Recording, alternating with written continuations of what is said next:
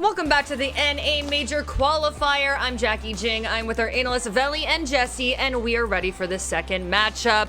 Soniqs versus Tempo Storm. Super excited about this. I called it a rivalry before the break, and then Veli's like, it's not a rivalry if some other team always loses. But I don't know, maybe Tempo will pull it out today. I just love seeing these two teams face off because, you know, they get real hyped up for it. But are y'all hyped up for it? Jesse, how you feeling? Oh yeah, I feel good about this one. I mean, obviously the stakes are higher than they've ever been. These guys are going against each other one more time. Yes, historically, Soniqs have always won, but I think the Tempo Storm look really, really good. Soniqs look good too, though, so yeah, it'll be a fun one. Veli? The fish swim. Of course, I'm excited about this. Veli's muted? I'm muted? Am I? Really? He's muted for us. I think the stream can hear him. Oh, okay, you guys can hear me now. Yeah, I said do fish swim. Yeah, I'm excited for this. I'm sorry, I muted my team speak. But this matchup is going to be extremely important for the fact that, yes, we already know what Soniqs are going through, but this is a new look Tempo Storm. This is a Tempo Storm we haven't seen ever in our lives. So this is their true test to see if they're a legit team or if they could just win against the lower teams in the group. Okay, and we're going to roll the bracket here in a little bit. Soniqs versus Tempo Storm. And, Veli, how did we get here? Just explain everything. Break it all down for us. We got here because Dark Zero got 4th place in Group A. They happen to beat Mirage, so they're sitting pretty in the finals. They will face off against the winners of this current matchup, Soniqs and Tempo Storm. The other side of the bracket, the lower bracket, Jackie, it's going to be streamed by community casters, right? Yes, I believe that the lower bracket matches will be community casted. Love to see it. And yes, of course. And whoever loses this match will obviously be playing Mirage. But real quick. Yes. I want to point out there, the loser bracket, even though this is kind of a single elimination bracket for the NA Major, in the losers bracket, it's important to win because you get points for SI. That's all I had to say. Okay, well, thank you, Veli, for adding that. But let's start talking about these teams, and we will start with the Soniqs. Okay, well, I think this is one of my favorite rivalries in the Rainbow Six Siege US division. I love to see it. Veli, real talk, Super kind of threw some shade at the three of us on Twitter, but we're actually really impressed with their play style, and we're hyped to see that this squad is gelling and finally together. Yeah, you know, Super, I wouldn't say it was shade. He didn't mean it in that way. It's that fact that people describe their play style as, I called it chaotic. Some said it looked unorganized in a way. That happens when your playstyle is fast and heavy, right? When it's fast and furious, there's a lot going on. It's hard to really keep track live, right? This team is explosive, and they're explosive as hell. Take a look at this roster. Slebin and Gonfi, the 2 European imports, they're playing better than ever. I love the way Easily is just owning his role. Super doing the IGL thing. Super's playing an important role, but most importantly, it's iconic to me. Iconic runner-up for Rookie of the Year against NJR, and he is a star. He possibly the best entry player in all of NA at the moment, so keep your eyes on him. Yeah, I think that maybe uncoordinated is what I called this team earlier. Maybe that's not the right word. I think chaotic is a better word. I think chaotic is a better way to describe this. Certainly players get explosive. Players do things that you don't expect them to do, and it does work. It's been working recently for the Soniqs, so I'm interested to see if they continue on with that or if they try to bring it back in for this next matchup. Yeah, chaotic is not a bad thing. No. I mean, it's unpredictable. It's hard for the opponent to read. I think that the Soniqs have a lot going for them, and one of their key players is up on the screen right now. Jesse, I always tease you. I say you're a card-carrying member of the NJR fan club, but I actually know that you have also subscribed to the Iconic fan club, and you're a big fan of this young gunner. Listen, they don't throw the word around king lightly, and this kid definitely has earned it. 25 and 15 versus Tempo Storm, 74 average cost. I mean, his overall statistics are also really impressive. He's plus 31 in the US division. He's plus 12 on entry. Both of those are the highest out of any player that's participating in this tournament. So he's been a huge factor for the Soniqs no matter what you think. On Villa particularly, I thought he was really, really good in their most recent matchup against Disrupt Gaming. His flanks were really well timed. They were highly impactful. Yeah. And I think that really does boil down the type of player that Iconic is. He's going to be going on some of those solo plays. He's going to be getting explosive. He's going to play with the rest of his team when he needs to, but he can always hit those shots. So he's a super dangerous player. All right, well, let's move on to Tempo Storm. And Y'all, I'm really excited about this. I spent some time writing this, so I just want to see if y'all catch all my puns here. I want to see the golf claps out. All right? Okay, we ready for Tempo Storm? Keep Guys, going. You're Keep not gonna going. golf clap? Oh, you wanted us to okay, do it? thank you. I got you. Yes, I was like, come on, do the little dream golf clap. Okay. Tempo Storm is ready to go crazy and make their mark and turn their dream of getting the major spot into a reality. But Jesse, I'm sorry, I had to. But Jesse, real talk, Veli blatantly pointed it out a couple times, but they haven't beaten the Sonics. So will this trend end today? Yeah, Jackie, they can't play sloppy in this one. They're going to need to really sharpen up if they want to break the trends. But I think they can do it. I've talked about this team quite a bit and how they have, improved a lot over the last couple of games. I think that their support staff are phenomenal, and I think they're putting a ton of work behind the scenes. We saw some more of that impact plays coming in as well. Yeah. I think Sloppy has been a big player. I made a little pun with his name earlier, but he's been a big player for this squad, particularly in his clutches and in his plants. This is a weird team when they really get down to it in those dying seconds of the round. Sloppy does have the most clutches out of any player in the US division, though. He's got 5 on the season, and I think that does kind of speak to his experience from playing in Europe and just how crazy he can be just in the server. And if you ever want to wonder how impactful Sloppy is to his region, take a look at the chat. All the Italians in his fan base are in there supporting that man. They think he's a star, and he's ready to prove it here in the NA. Okay, well, I have a sloppy pun as well. I want to say they can't play sloppy, and they're going to have to get creative. Is this good? It's really bad. I'm sorry. Moving on. Jesse, Tempo has not been successful with plants this season. You were chatting about that a little bit. Yeah. And they have no designated planter. Is this something that they need to address and not be sloppy about and get creative? Oh gosh. Keep bringing it all day, Jackie. I'm done. I'm done. Please. I'm sorry. No, it's okay. I think that, they have the fewest amount of plants out of any team in the entire US division. And a lot of that comes down to the fact they don't really have a solidified planter. The roles have been switching up a lot over the 5 weeks of the regular season. Sloppy technically has the most plants. He's got 4 out of the 10, but that's not even a majority. Most teams have like 80 to 90% of the plants coming from one player, right? And again, they've done a lot of role swaps on Tempo. Weeks 1 and 2, things kind of came out normally. We saw how they wanted to play. But then week 3, they really shifted up. Week 4, they kept on with those adaptations. They moved Mark around. They moved Sloppy to hard breach. There were a lot of changes going on. Crazy got moved too. But week 5, the most recent game we saw from Tempo Storm, they actually moved more back to those weeks 1 and 2 playstyles. And I like that a little bit better. I thought that they, despite not winning any games in weeks 1 and 2, I thought that they did have good results. So I like that they were moving back to the playstyle they'd known before with Crazy on hard breach, Sloppy giving a little bit more of a free reign. It's nice to see them sort of going back to what had worked. They tried something, they got some success out of it too, but know that all right, maybe that stuff before was working a little bit better. Okay, well, gentlemen, let's move on to players to watch. And who did y'all pick? Who should we keep an eye on?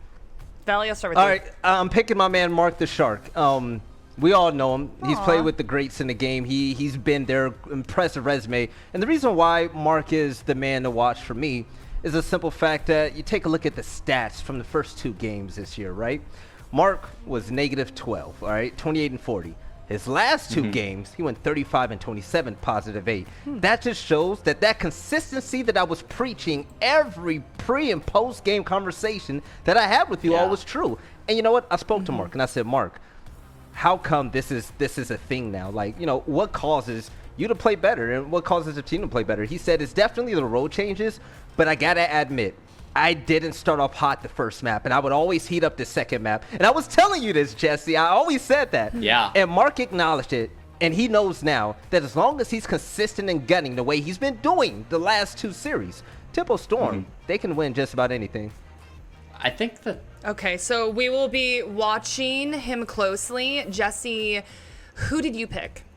I've got to go with somebody over on the Sonics, and I've got to pick Iconic. I think that this guy has been just phenomenal for the team. Obviously, he's popping off in the kills department. He's entering for them as well, and then, we've talked about it. He's the young guy, right? He's the 18-year-old, just made it, just was allowed to play in the league recently, right? He didn't go through any of that Tier 2. He never played in Challenger League because he didn't need to, right? The Sonics saw him. They saw his potential as a 17-year-old playing on those underage teams. They said, we want this guy. And he's been really killing it so far for the Sonics. So with, the other Europeans that have obviously been imported onto the Sonics, and then Easily and Super as well, he really does just gel with them. And I think that they can absolutely make him work as one of the best players inside of North America. He's a star. Okay.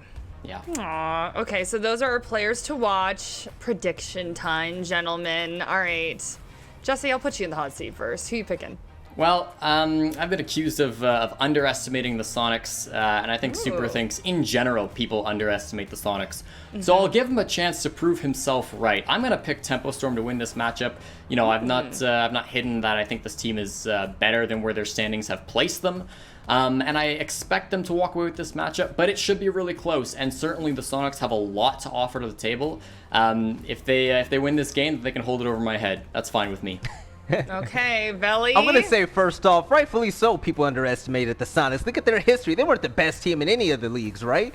But this time around, this is a Sonics, like I said about Tempo, a Sonics we have never seen before. The roster changes has been crisp, and because of that, I said it before the season even started. Sonics are my sleeper top 4 team, and I'm going to predict them to not only win this game, but the whole qualifier today. Okay, we are split. Jesse going with Tempo, Veli going with the Sonics. But let's get to this matchup, y'all. Super excited for it. But for everyone at home, please make sure you follow us on our Twitter account, on our Instagram account, and make sure you stick around. We got the community poll question, and Blue and Stokes are going to be casting this one, so you don't want to go anywhere. All right, Sonics versus Tempo Storm coming up next. We'll be right back.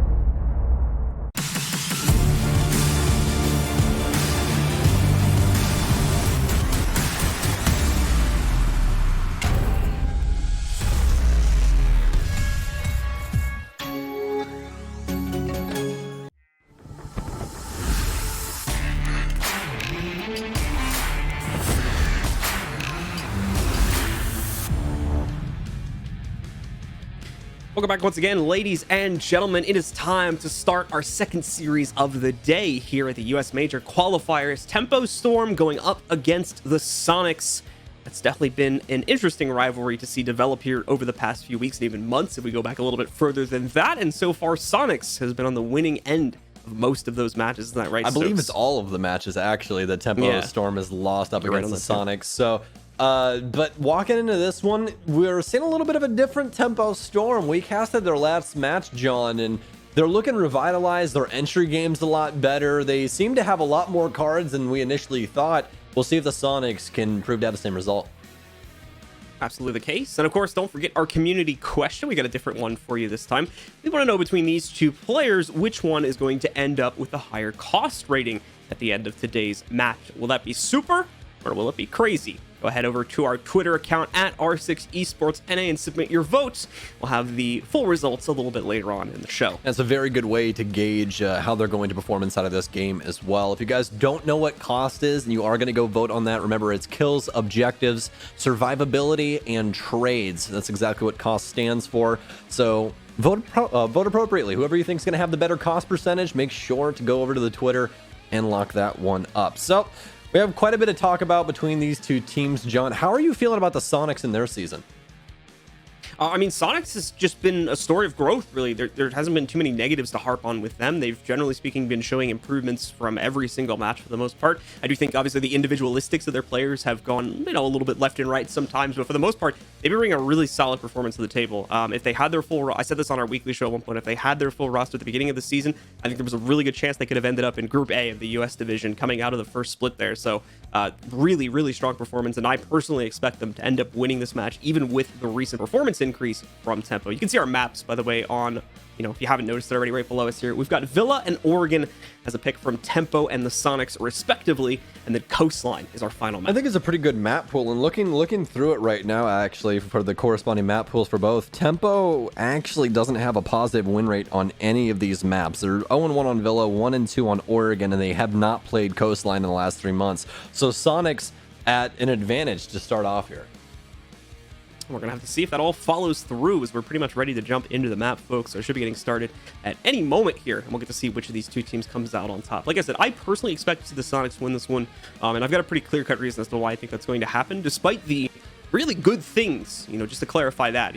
I'm really encouraged by what we'd seen from Tempo, especially on Wednesday night. Despite those good things, I think that specifically if Sonics get off to a really good start here, I think that a lot of the good stuff we saw on Wednesday from Tempo isn't going to show up. I think they're going to lose the message a little bit if they end up struggling at the beginning of this matchup, where they got off to a pretty good foot against Disrupt a few days ago, and that wasn't much of an issue for them. So we'll see if I'm right about that over the next few minutes, as it's time, ladies and gentlemen, to get into our first map of our second matchup here at the Major Qualifiers. It's on Villa. Let's get into it.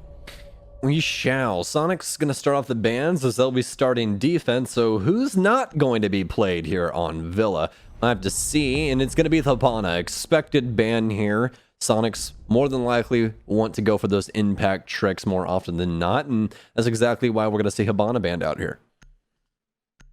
Next man coming up right here. Traditionally, we will end up seeing, there's quite a few options actually for this one, but we're going to go with the more traditional of those, at least as far as this season's meta is concerned. Thatcher is going to get knocked out, so Maverick will still be available for play. It's going to be a very harsh offense here for Tempo Storm. Maverick could be a saving grace in a couple different regards, but Maverick also has quite a few counters. Obviously, none centered around his torch, but he's pretty easily killable when he does have that torch out, and there's quite a bit of soft destruction that you can possibly shoot him through as well. Well, am I going to follow suit and be the first defender banned out here? So that's another one that's accustomed to Villa. We usually see him banned out instead of the Jaeger if you do want to get rid of one of them.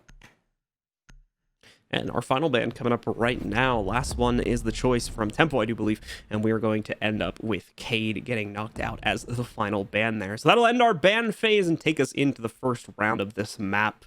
Your 4 ban operators laid before you here. Interesting layouts.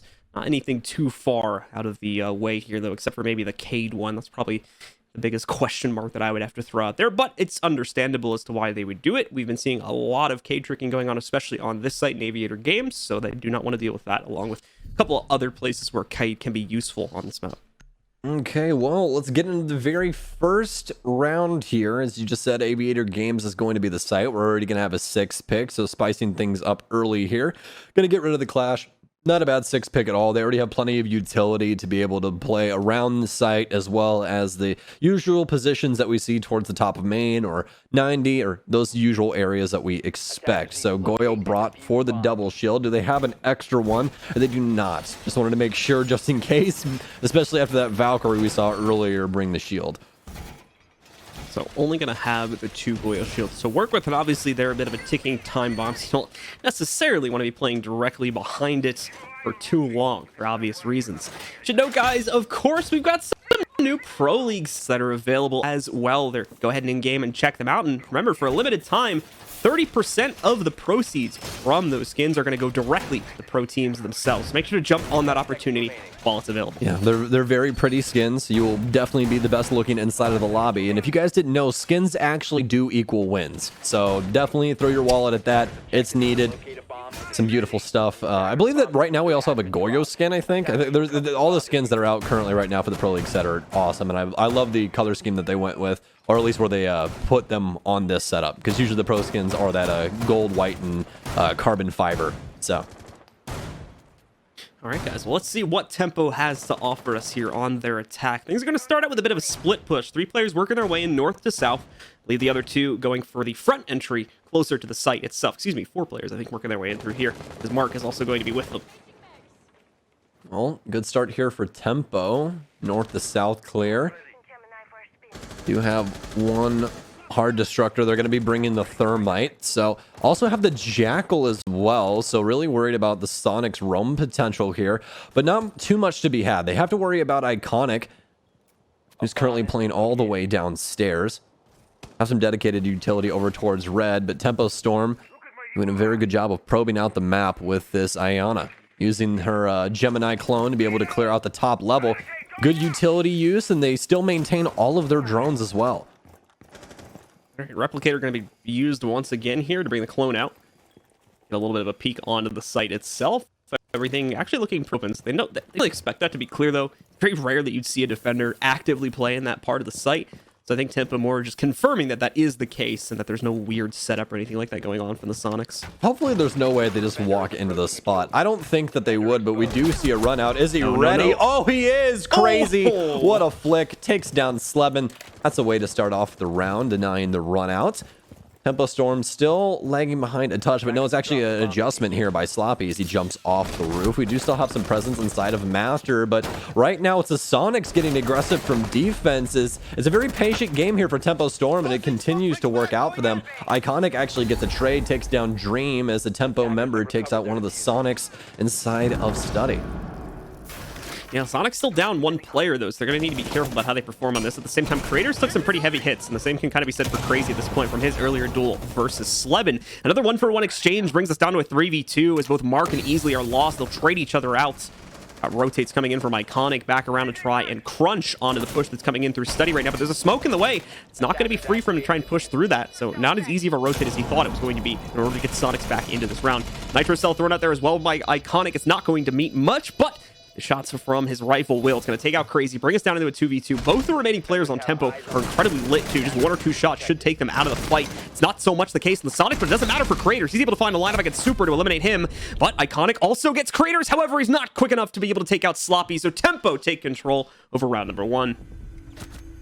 Great round here from Tempo Storm. Nice adjustment as well to be able to take over Study there at the last second. Sonics a touch too aggressive, and it gave up the entire buck when it came down to it.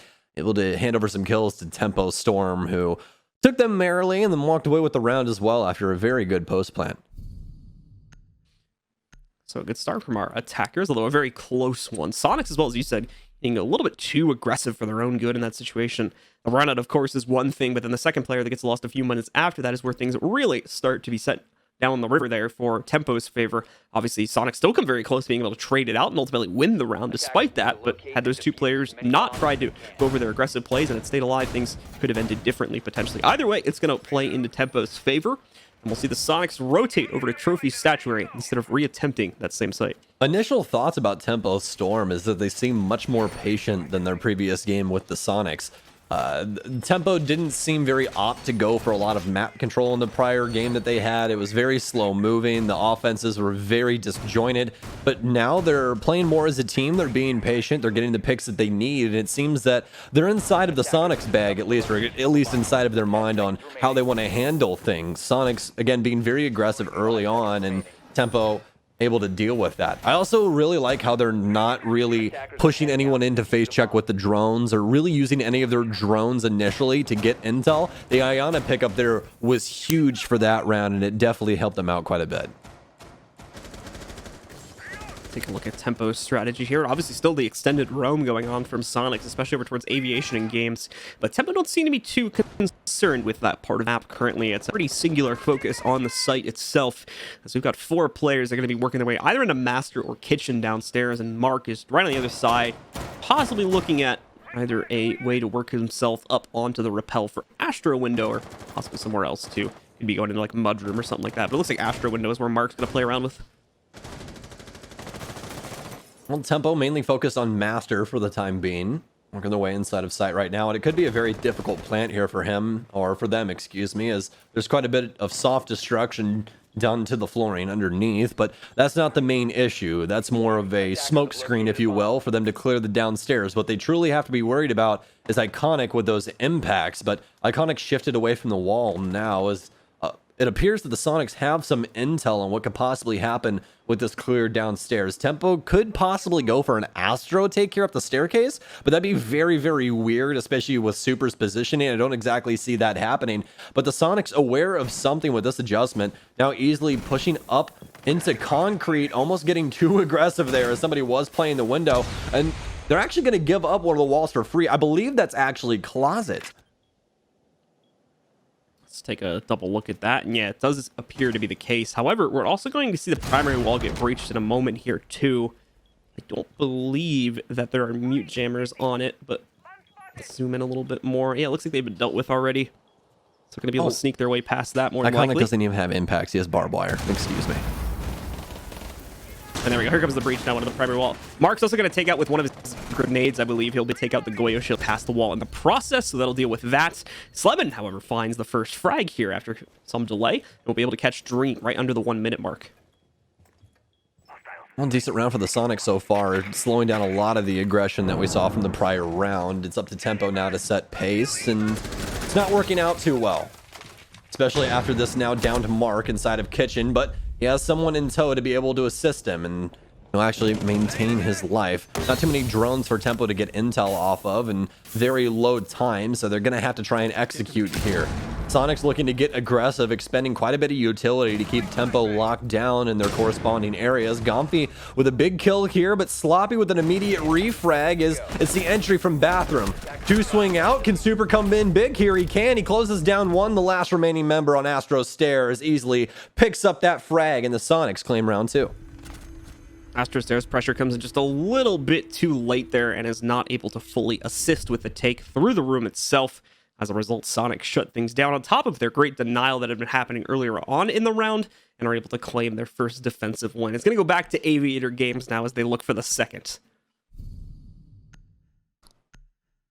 I'm pondering if Iconic was supposed to have impacts there based on his positioning earlier on inside of that, and he just forgot that he had Barb and set it down already. I don't really know, but I think they were just trying to hold down stature. That's more than likely in the plan for them to continue to hold on to the Barb. But again, that also begs the question: why did you ban Habana if you're not going to impact trick? So, back and forth, whatever you want to argue. I just a little mistake there to not bring it, but things happen, mistakes happen. Hopefully get a chance to look at that a little bit better if he goes back to that operator later on in the half and take another look at their overall setup. Either way, things are, like I said before, back in Aviation and Games, and Tempo bringing a very similar flair to the lineup here. At the same time, same can be said for the Sonics. We're still going to see the Goyo shields used quite heavily. Super setting up the first one there at top main stair. So whoever is going to extend out from that can take a bit of an aggressive fight, at least until the Zofia. Actually, we don't even have a Zofia in the attackers. Never mind, the Ashe, I suppose. It's in a position to try and take out that shield. Well, Sonic's going to have 3 Nitro cells on this defense, easily donning the mantle of the Maestro, taking it away from Iconic on the previous round, and he'll also have barbed wire. So this is definitely planned from the Sonics.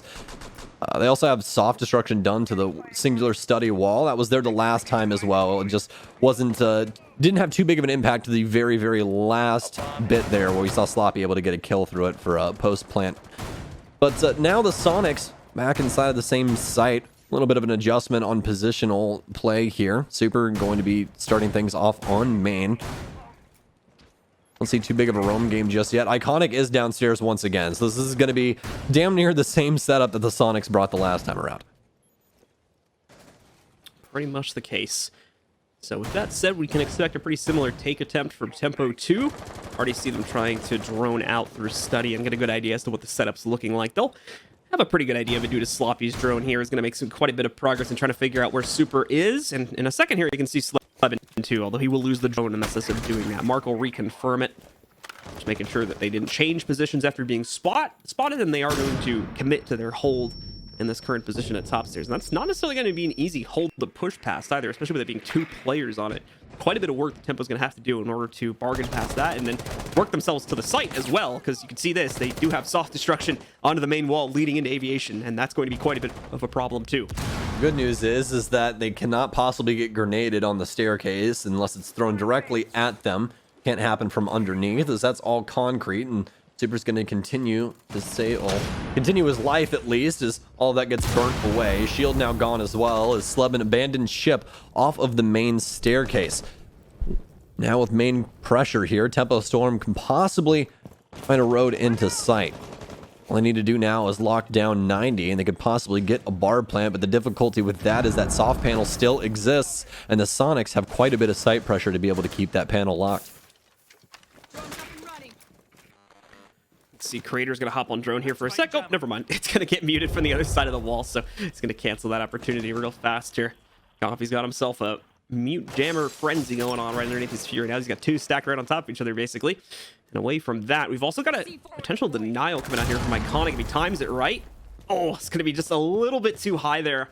As you can see, Sloppy will still take a lot of damage from it. We brought down a 50, but not close enough to confirm the kill, although it was a good attempt from Iconic there to try to put it on the windowsill. This is a much better defensive showing from Soniqs. Even on the prior round, they were still doing very well on that one they were able to pick up. But now the patience key. Oh no, that's just unfortunate. Is he able to still get it though? Quite a bit of damage dealt, but it appears that Slevin's bullets were eaten up by the railing. Nice shots from Iconic actually inside of 90. Gomfy not able to secure that kill, but Crazy now has to put a diffuser down, and that's happening right now. Nitro Cell out from Gomfy confirms the kill behind maps, and Soniqs lock up the round off of some good utility use. Number 3, fortunate circumstances there on the red stairs. Definitely make sure we get that over to the Ubisoft team ASAP, because that's definitely unfortunate for that player to have to deal with those circumstances. But they still come out with the win on the round, so it doesn't affect them too much, and nearly turn the fight around anyway. So props. I think it was Slebin that was on the Jaeger right there. So props to him for nearly being able to make the best of a very bad situation. This is a very slow-moving game so far. I actually expected this to be a lot more explosive, especially, once again, from that game that you and I casted from Tempo Storm. I expected them to be all over the map, creators getting entry frags, and it just to be an absolute hell in a cell. But instead, we're playing this, strategized, utilitarian game. It's crazy. Honestly, it's very, very cool to see that both of these teams have the respect and that these rounds are going the way that they are. It's a question of, is it too much respect right now from Tempo? Unfortunately, we're not really going to get a great answer to that until a little bit later on in this half. As right now, it's kind of a bit of a swing vote between whether they're trying to play passively in order to set themselves up for executes, or whether it's the Soniqs forcing it on them. And I think it's a bit of a combination of the two right now. I'd agree with you. Moving into this kitchen defense, though, I want to see how Tempo handles this, because they have to clear the upstairs here. If you don't take the upstairs, you're going to be in some hot water, more than likely because they're going to have members upstairs, and obviously with the shotguns and utility that there is to offer on defense, it's pretty easy to make verticality most of the time. So you definitely want to be able to clear this upstairs area, and Tempo's going to need the entry frags to do so, and they haven't had the best time when it comes to actually executing onto site. The only round where they were truly able to get full site control was the only round that they won and got the diffuser planted, and that still ended up going to a 1 versus 1. So this has to be a new chapter to this story that is Tempo. Well, speaking of Tempo's overall strategy here for the attacking side, things are going to start out pretty passively. Now, they are going to have actually quite a few difficulties trying to clear out upstairs, simply because you got Gomfy here, Iconic also holding on Astro stairs. It's not even that either. You also have Slebin still with an extended hold over there in a trophy. So quite a few things that Tempo are going to have to clear out if they want to take full control. And then they still have to work downstairs too. So unfortunately, I thought it was going to be something that Tempo might have had an easier time with on this round, but may not end up being the case here. It might still be just as difficult to get that upstairs. Yeah, that top clear is not going to be fun. Granted, they do have a lot of utility to be able to handle it, especially with creators here. I'm surprised that they don't have the Zoe, but they have been bringing Sloppy on the Jackal, which he's been playing well on. I haven't seen him be too impactful with the utility. I haven't seen it used, I don't think, yet, but obviously that can slip by with the amount of intel that's thrown at you at this game with everyone in it. So for the Soniqs, as long as they're able to maintain this top control, should be in a pretty good spot. Found a drone there, and Gomfy playing around it. Like 1 minute. But it looks like it's going to be just a benches clear here, and Dream actually ends up winning that. Takes quite a bit of damage, a lot more than I initially thought, but what a pre-fire. Takes down Slebin as well. This top control almost in their hands, but actually it appears that it's already been rotated away. No longer 3 members upstairs. All of the Soniqs trying to escape easily, trying to find a way through lobby, or excuse me, actually living room, and gets taken down. Mark with a nice angle upside down, leaves Iconic all alone inside of this 1 versus 5. Iconic gonna have to try and work his way out of this. Already been spotted out by a drone too. I don't even think he realized. Yeah, no, he knows. So he's trying to panic a little bit here. Runs around towards red stairs. Is gonna get caught without even being down ADS. Tempo get a flawless round, and it's, obviously no pun intended here, but it's a really sloppy one from the Soniqs, taking so many fights and just not winning a single one of them. I'm just gonna let that pun ride for a second. No, It was just like I couldn't think of another word. I didn't actually want to make a pun, so please ignore it. I'm sorry. Anyways, I would agree with you wholeheartedly. The Soniqs weren't prepared for Tempo to take from study side at all. I'm honestly surprised that they didn't have earlier intel on that, since obviously most of the defaults over there would be taken out. So just very unfortunate for them, just not able to win those 2 gunfights. And sometimes it's as simple as that, folks. It's nothing that the Sonics really did wrong. It's the fact that more than likely, if IQ gets taken out there, then they exist upstairs longer and are able to actually slow down Tempo's attack. But that was not the case when it came down to it. Tempo get away for free on so many fights in that one. So Tempo's going to be able to easily take control second round. The Sonics, of course, will look to try and reverse that very, very quickly. They just re-unlocked one of their 1 sites for the first time. That's going to be over here. And Trophy and Statuary going back to round number 2, where they were able to pick that one up. So we're going to look for another victory from them on this one, hopefully, to give them back control of their lead. Because if not, if this is really Tempo starting to wake up and lock down, more importantly, the members of Sonics, then things are going to look very good for them to take the lead instead. Well, as we warm up the action phase here, Tempo's let out onto the field. See what we're working with over here. Almost the exact same lineup, actually the exact lineup from the previous round. So still going to have Dream rocking the G8, more specifically IQ. Everyone loves to talk about the gun now because it is so damn good. Rocking the angled ACOG on that as well, which seemed to work very, very well for the last round. Sonics, similar to what we've been seeing, but this time Iconic does indeed have impact, so I guess it was kind of a blunder that last round. You can see Gomfi just going to quickly swing out here to take care of the drone. However, does he realize, well, he knows it now because of the sound cue. Does he realize that he's got a player lurking around the corner? And the definitive answer to that is, well, yeah, certainly the case. But not going to see that fight happen probably for a few moments. Since the sound cue was popped out, Dream would be very crazy to try and go directly for the swing. And that's not even considering the fact that he's unaware that there's a shotgun right around the corner. Because I don't think that drone was able to get a whole lot of info. I don't believe it ended up getting mute jammed unless he moved it towards it. I don't exactly know where the... No, he ran out and shot it. But I don't think anyone was on it when he shot it. I understand the situation now. I got you. All right.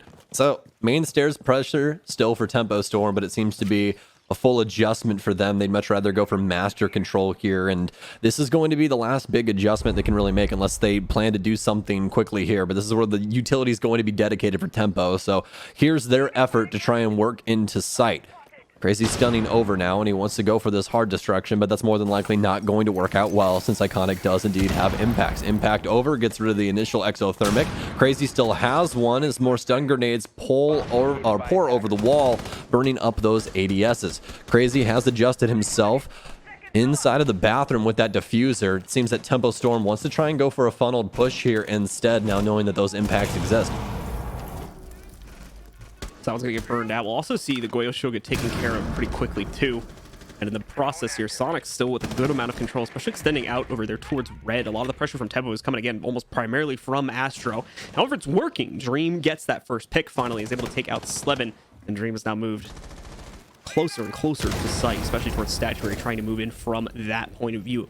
Bit more of a multi-angled approach this time from Tempo, where on the previous round that they attacked here, they really got funneled into just that Astro push, and that was the end of them. This time it's not the case. They've got a lot more to work with, and it's working out well for them. Second kill's picked up against Easily. Creators with the follow-up. We've got a swing coming out here, but it's not going to lead to much, unfortunately, as Creators also takes out Super. Gomfi, the last man standing, tries to go in with the Nitro Cell. You got 2 players on Tempo down. Gomfi's trying to pick them off one by one, but he's got another player alive in Master Bath right up on top. He's going to be able to finish things off. Gomfi does get the confirm onto Sloppy in the process from the down player, but it's not really going to matter much, as we do indeed see another successful round from Tempo Storm.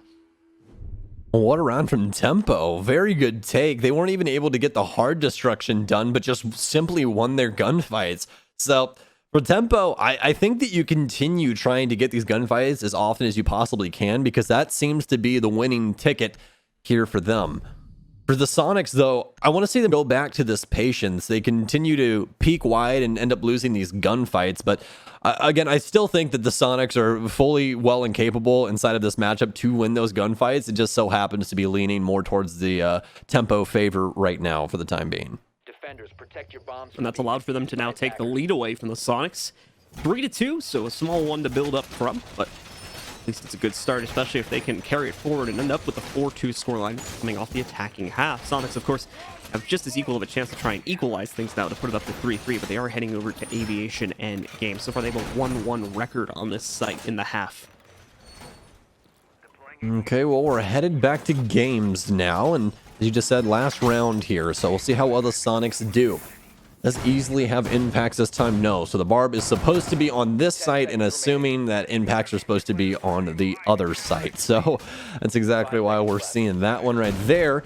Let's see if Iconic goes on this roam game again. He's been somewhat successful on this, well, at least on this site with that basement roam, but it seems that he'd much rather stick around 90. I think that that's a better plan just because he was so influential over the round from this position. If he's able to maintain it or at least rotate back to it, I think that Tempo is going to have a very hard time. He's going to start downstairs, see if they end up taking from the north again. So overall, Sonics checking all of their boxes, making sure that they're ready for anything. Let's take a look and see here for Tempo.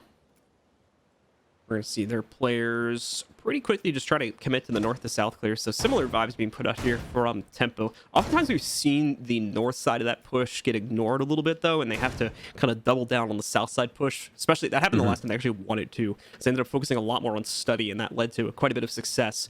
Even with the soft walls being there for the Sonics and trying to play outside of aviation, things didn't end up working out into their favor. So now we'll have to see if that is going to change. And Tempo get themselves on a better footing here now. Still taking their time with it. Still got 2 minutes to work with here, so not stressed to any degree here yet. Still have the IQ just going around looking for default cams and whatnot from the second floor as well. Well, Tempo is starting out on 2 separate sides of the map this time around. They already have the thermite set up for study, so probably going to see something similar to what we saw the last time. How long can Sonics hold on to 90 as well as Bar Hall? That's the real question. And can Iconic have an impact as he is downstairs? He's the member that needs to take out this aggressive front here from Tempo Storm. But the bad news is his feetsies have been tracked, folks. Jackal is on the field, still being played by Sloppy, and it's going to be his last mark there. So Iconic wasn't likely going to rotate towards a separate staircase. Doesn't want to give up this roam game too early on here. Mark's still waiting for his own opportunity to try and swing on 90. He's just going to commit to it as well, since Sonics are playing an incredibly passive game right now from what we can see anyway. Nade pressure being lined up. Iconic's going to be able to strike first this time, though. Off-site, still trying to hold back that north to south clear. Ends up finding the kill way out by Kitchen. And is able to take out Sloppy, who was on the anti-roam game, but unfortunately didn't come out with a win on that one. Gonfi, in the meanwhile, also able to find the next kill as he takes out Crazy, removing the hard breach from the table. Thankfully, it's not necessarily needed, I don't think, for Tempo to find success in their current strategy, but it certainly helps. Another 1-for-1 exchange keeps Tempo in a bad spot and allows the Sonics to push forward. It's going to remain that way all the way down to the very end. Dream is left alone, but he's doing work to try and bring this into a palatable situation for himself. Now all the way down to the 1v2. He's going to try to get aggressive onto the single half-wall panel, but he's missed his chance to find the kill from it. Now with just 10 seconds left, has to try and make some kind of a play here. He's got a good idea as to where Easily is, and he manages to down him. Finishes him off. Doesn't have a clue where Iconic is playing from, though, and is not going to have the chance to get to him. But Dream does also get the diffuser down on the ground in time. The problem is Iconic's right here outside of the bar. He's going to run right up, finish things off, and the Sonics will claim round number 6 to tie us up at halftime. Who would have guessed that the two teams that have a rivalry, but not, depending on your definition of rivalry and how many wins each team has, that they'd be so close this time around? I really am liking the playstyle change from Tempo Storm. I wanted to make sure that the previous tempo that we saw was the tempo that was going to stick around, and it really seems that it has. They've been doing such a bang-up job of playing as a team, making sure to cover their flanks. The utility use has been on, up to snuff. They've been doing a very good job. So, especially with this 3-3 split going into Villa, now they're on defense. Ooh. I like what I'm seeing. 6 pick off of that Jackal as well, as you were just saying with the buck. It's not an operator we see too often anymore, but I can see the potential for some nice play to come in here now on the buck, especially considering you can just knock out ceiling panels and be able to get access to the any wall denial pretty easily here. So curious to see how that's going to play out for them. Me too. Well, Tempo going to be taking a page out of E United's book, it seems, and bring the Legion. Not the worst idea in the world, though. Those goo mines can definitely help you out in some sticky situations, especially when there's a very heavy, entry game like what Sonics have to offer. They really like getting those entry kills, and they have quite a few members of the team that can do so, specifically an Iconic and Sleben. who have proven themselves worthy throughout the season, especially Iconic. His rookie season, he's been popping off. He's been in quite a few of the separate sections of stats for top 5 as well, and just overall an amazing season for him so far, and an amazing game to start off the day as well, 6-1-4. Well, to start with, Soniqs is not going to see a whole lot of pressure coming immediately towards Master, and it's a good thing for that too, because Sloppy does have the very aggressive position on the inside of the walk-in closet. Away from that, Craters is also going to fall back to the site, so pretty light roam game here overall from Tempo. Just really Mark downstairs trying to find some commitment and obviously fend off the Soniqs push here. Besides that, Soniqs are going to have free reign of the rest of the map. Bomb located by attackers. Well, Soniqs seem to want to go south to north here. We've seen the Soniqs play Villa before. They're 1-0 on it. This is how they started the round almost every single time, except Super was on the Jackal, while Slebin and Gompy cleared upstairs. Joining through Vault now. Vault's completely clear, as we can see from our display with our X-ray vision, as well as 90s. The Soniqs already having quite a lot of map control, as well as the main rotation, which is the main staircase, locked down. So pretty good positioning here for them. We can see the push from Slebin's going to work its way down over towards red. Will hit the goo mine in the process. That'll sound the alarm for Mark. He should have easily been able to hear that from his position. He does, of course, have the Claymore on the other side, so pushing up these steps is not going to be the easiest thing in the world. In fact, it might not really be possible, depending on the angle of that Claymore that the Jaeger's going to have from the other side. Either way, easily walks in, is going to be able to pop open the walk-in closet route through Master Bathroom and open up some play potential, and getting the main wall open to the inside of Statuary shouldn't be too difficult either at this point, especially if they can get the downstairs control and bucket out. But I don't think we have much in the way of wall denial. No, we don't have any in the way of wall denial from Tempo, so it should just be a free opening. And in the meanwhile, Soniqs are going to come out with an explosive push through connector. Now they got South for free. 2 of their players are going to go down in the process, but Easily and Slebin are able to pick up kills for themselves here. Tempo are holding on crazy with a great double. Super in the while, though, is able to get very close to a plant, and he does confirm it, but both of their remaining players fall just seconds after they get the confirmed plant, and that's an easy retake for Tempo to get their 4th round on the board. Solid round there from Tempo, and great positional play from Crazy. Didn't panic behind his shield, knew where the 2 offenders were coming from, was able to get both of those huge kills there. That round completely goes into Crazy's favor, and is exactly why Tempo was able to win that. Amazing offensive push there from the Soniqs, extremely explosive. That's exactly what we expected from them, and I've got to say, that is such a way to bait your defensive team. Have Easily just hop in the closet, get one of the closet panels so that they assume that you're going to go through Master, but you actually have everything set up to take control of Trophy. Such a good play there from the Soniqs. Just did not go the way that they thought it would, and oh my god. All right. Okay. All right. Tempo's really reaching in the bag, huh? To locate and defuse bombs. Yeah, would this be like, this isn't the first Oryx pick, is it? Like, someone's definitely It's the played it first Oryx pick that you and I have seen. Yeah, it's the first one we've seen, but I'm curious to know how many times he's been picked. Here, hold on. Hold on. Let me scroll down here. 1 second. If you got the stats ready, I'd be curious to know if anyone else tried to play Oryx before, because it might be the first time. To be fair, I haven't been keeping up with the other regions, so. Hold on. He has not been picked yet. By Siege GG's operator presence on defense, I do not see his name. So I would say, yeah, he's not been picked yet. We have the first Oryx. Nice. And he has proximity All right, alarms, ladies and so that's cool. Yeah, you've got a bit of a tree here. We're going to see how Oryx plays out in pro play. A very rare thing to see indeed.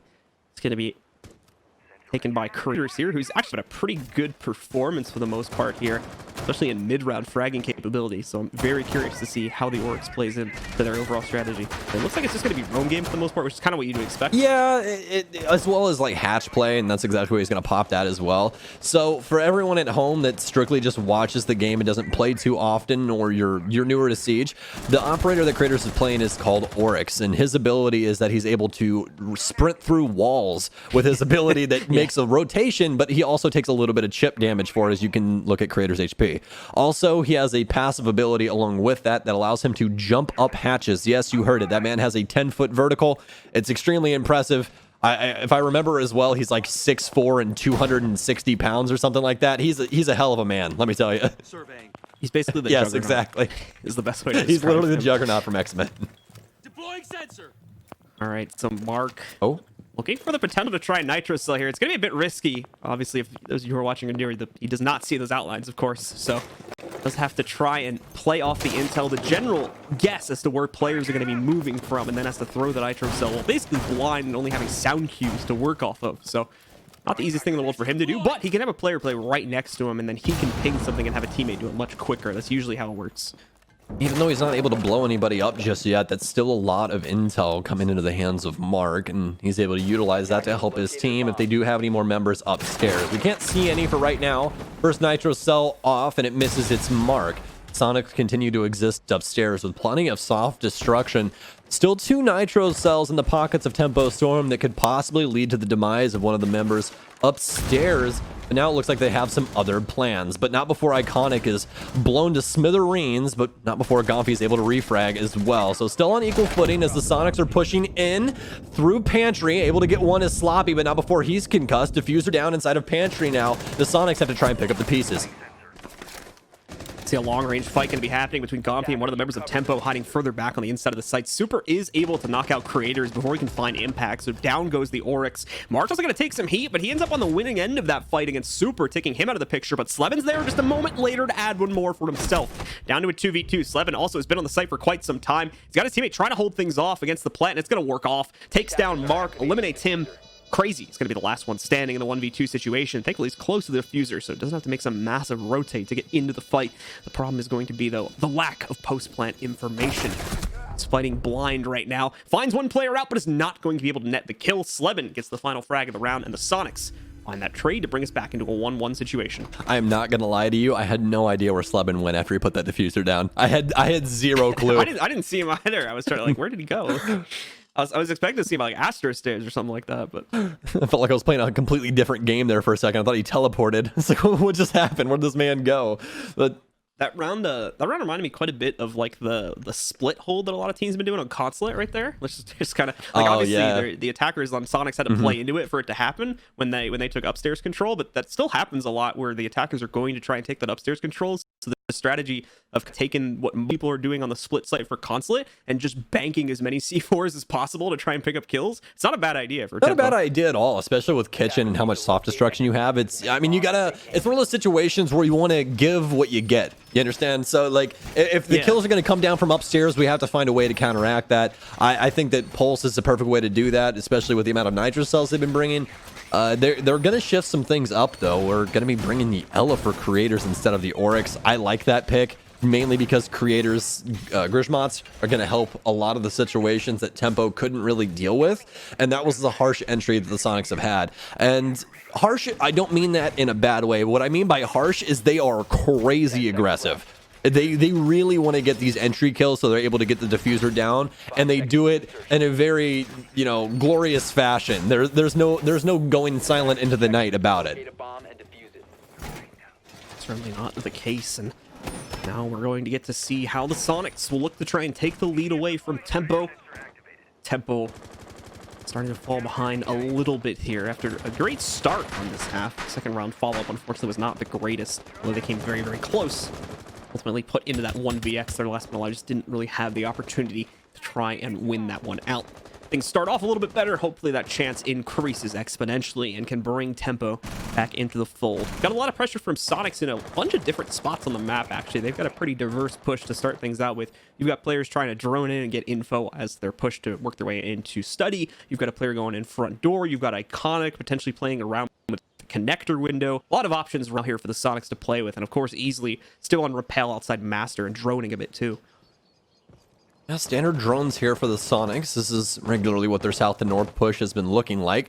Granted, a touch more information from these drones seems to be a little bit more spinning around, as possibly might be worried about Sloppy's presence as he was showing face early on at the top of red.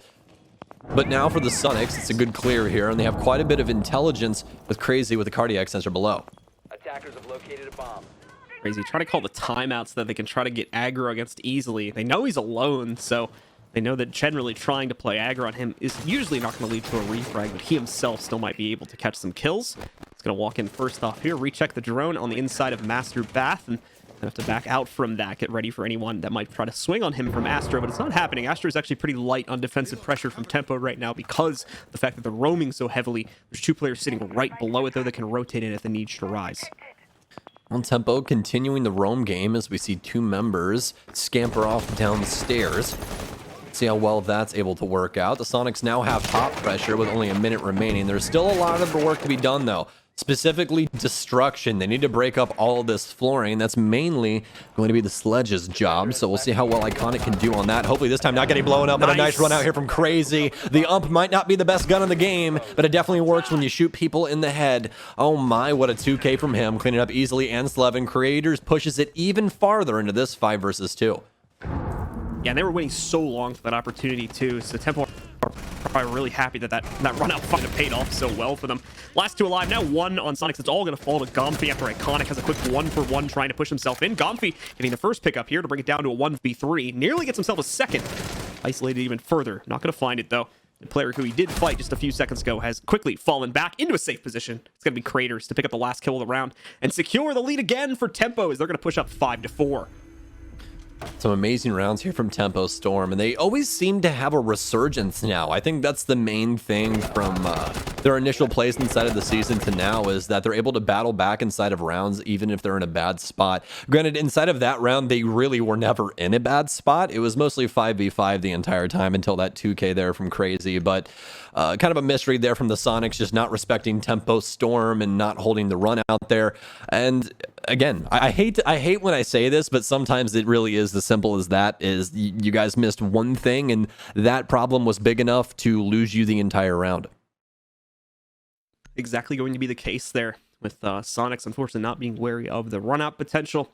Things started to snowball against them pretty heavily as that killed a pretty major facet of their push, which is going to be to get the pressure into that back stairwell and then be able to swing into the kitchen, with players also moving in from other parts of the map too. Didn't end up happening. They lost that part of the push entirely, and things continue to spiral out of control from there. Tempo are going to go back upstairs this time. Trophy Statuary is the next site they will look to defend and potentially try to get themselves up onto map point on. Sonics, in the meanwhile, still bring the same general flair to the table. You have the Nomad in play for Super as well here, just to try and fend off any roaming presence from Tempo Storm. Oh, back upstairs to Trophy. Very similar setup. We are going to have the impacts on Creators, so we'll be looking for that once they go for the triple wall for Master. We're likely going to get impact tricked. And this is exactly what we saw the last time, where we ended up seeing Tempo have a very good round, at least inside of the Astronomy play. We'll see if it goes as well as it did prior. I don't think Sonic's going to go with the same attack that they have been with the South and North Flare. They absolutely could, as it almost ended up winning them that round, and it was truly off that Astro play once again that ended up getting Tempo that round. So it looks like Sonics are going to go about things in a very similar fashion. I can't exactly tell them that they're wrong for that at all, just because of how well it worked the first time, but it seems that Tempo's ready for this, so they're more than likely on defaults, just ready to see exactly where this info game's going to come from and where the Sonics are going to enter. As far as the Sonics are concerned, we still have that presence coming in from a South perspective. 2 players working their way in through Study to start things off. Easily, once again, on Drone from the side. We don't have that pulse for the defense this time, as they wouldn't really need it upstairs, so there shouldn't be too much potential for that hop-out, run-out play against Easily that we almost saw happen in the last round for Tempo. Just not really an option for the roamers here, as they're lacking that info entirely. Easily, though, is going to be the lone man pushing in from here, and the rest of it's pretty much the same flair as the start of the last round here, with Iconic playing around with the connector window and the rest of the team going for that south to north clear. Well, it's going to be a fast adjustment, and Sonics making these mid-round adjustments is a huge deal. I want to see where they're going to adjust these players too. It appears that Iconic wants to get on the Astro window, trying to assist in taking control of that, but can't show face too early here. Has to play on the Chappelle for quite some time until he's able to actually get something. You guys saw quite a bit of drones there. So many drone spots, and that actually leads into quite a bit of what the offense is able to do. So for you guys at home that don't play comp and want to know why people know where people are on offense all the time, that's exactly why. I believe I saw a drone even sitting in like the upper corner of living room as well. So that's quite a bit of intel there. Iconic getting a ton of info on Dream right now. could be in some possible trouble, but it's actually easily on the Thermite that's getting the big entry kills, and now he's all the way inside of Astronomy, but it's getting locked down again. Sloppy actually gets a team kill, and Sonics end up winning off of that. Oh no, Sloppy, what a blunder. The Sonics work their way into sight off of some nice entry game with the, well, Goyo playing into the offensive hand.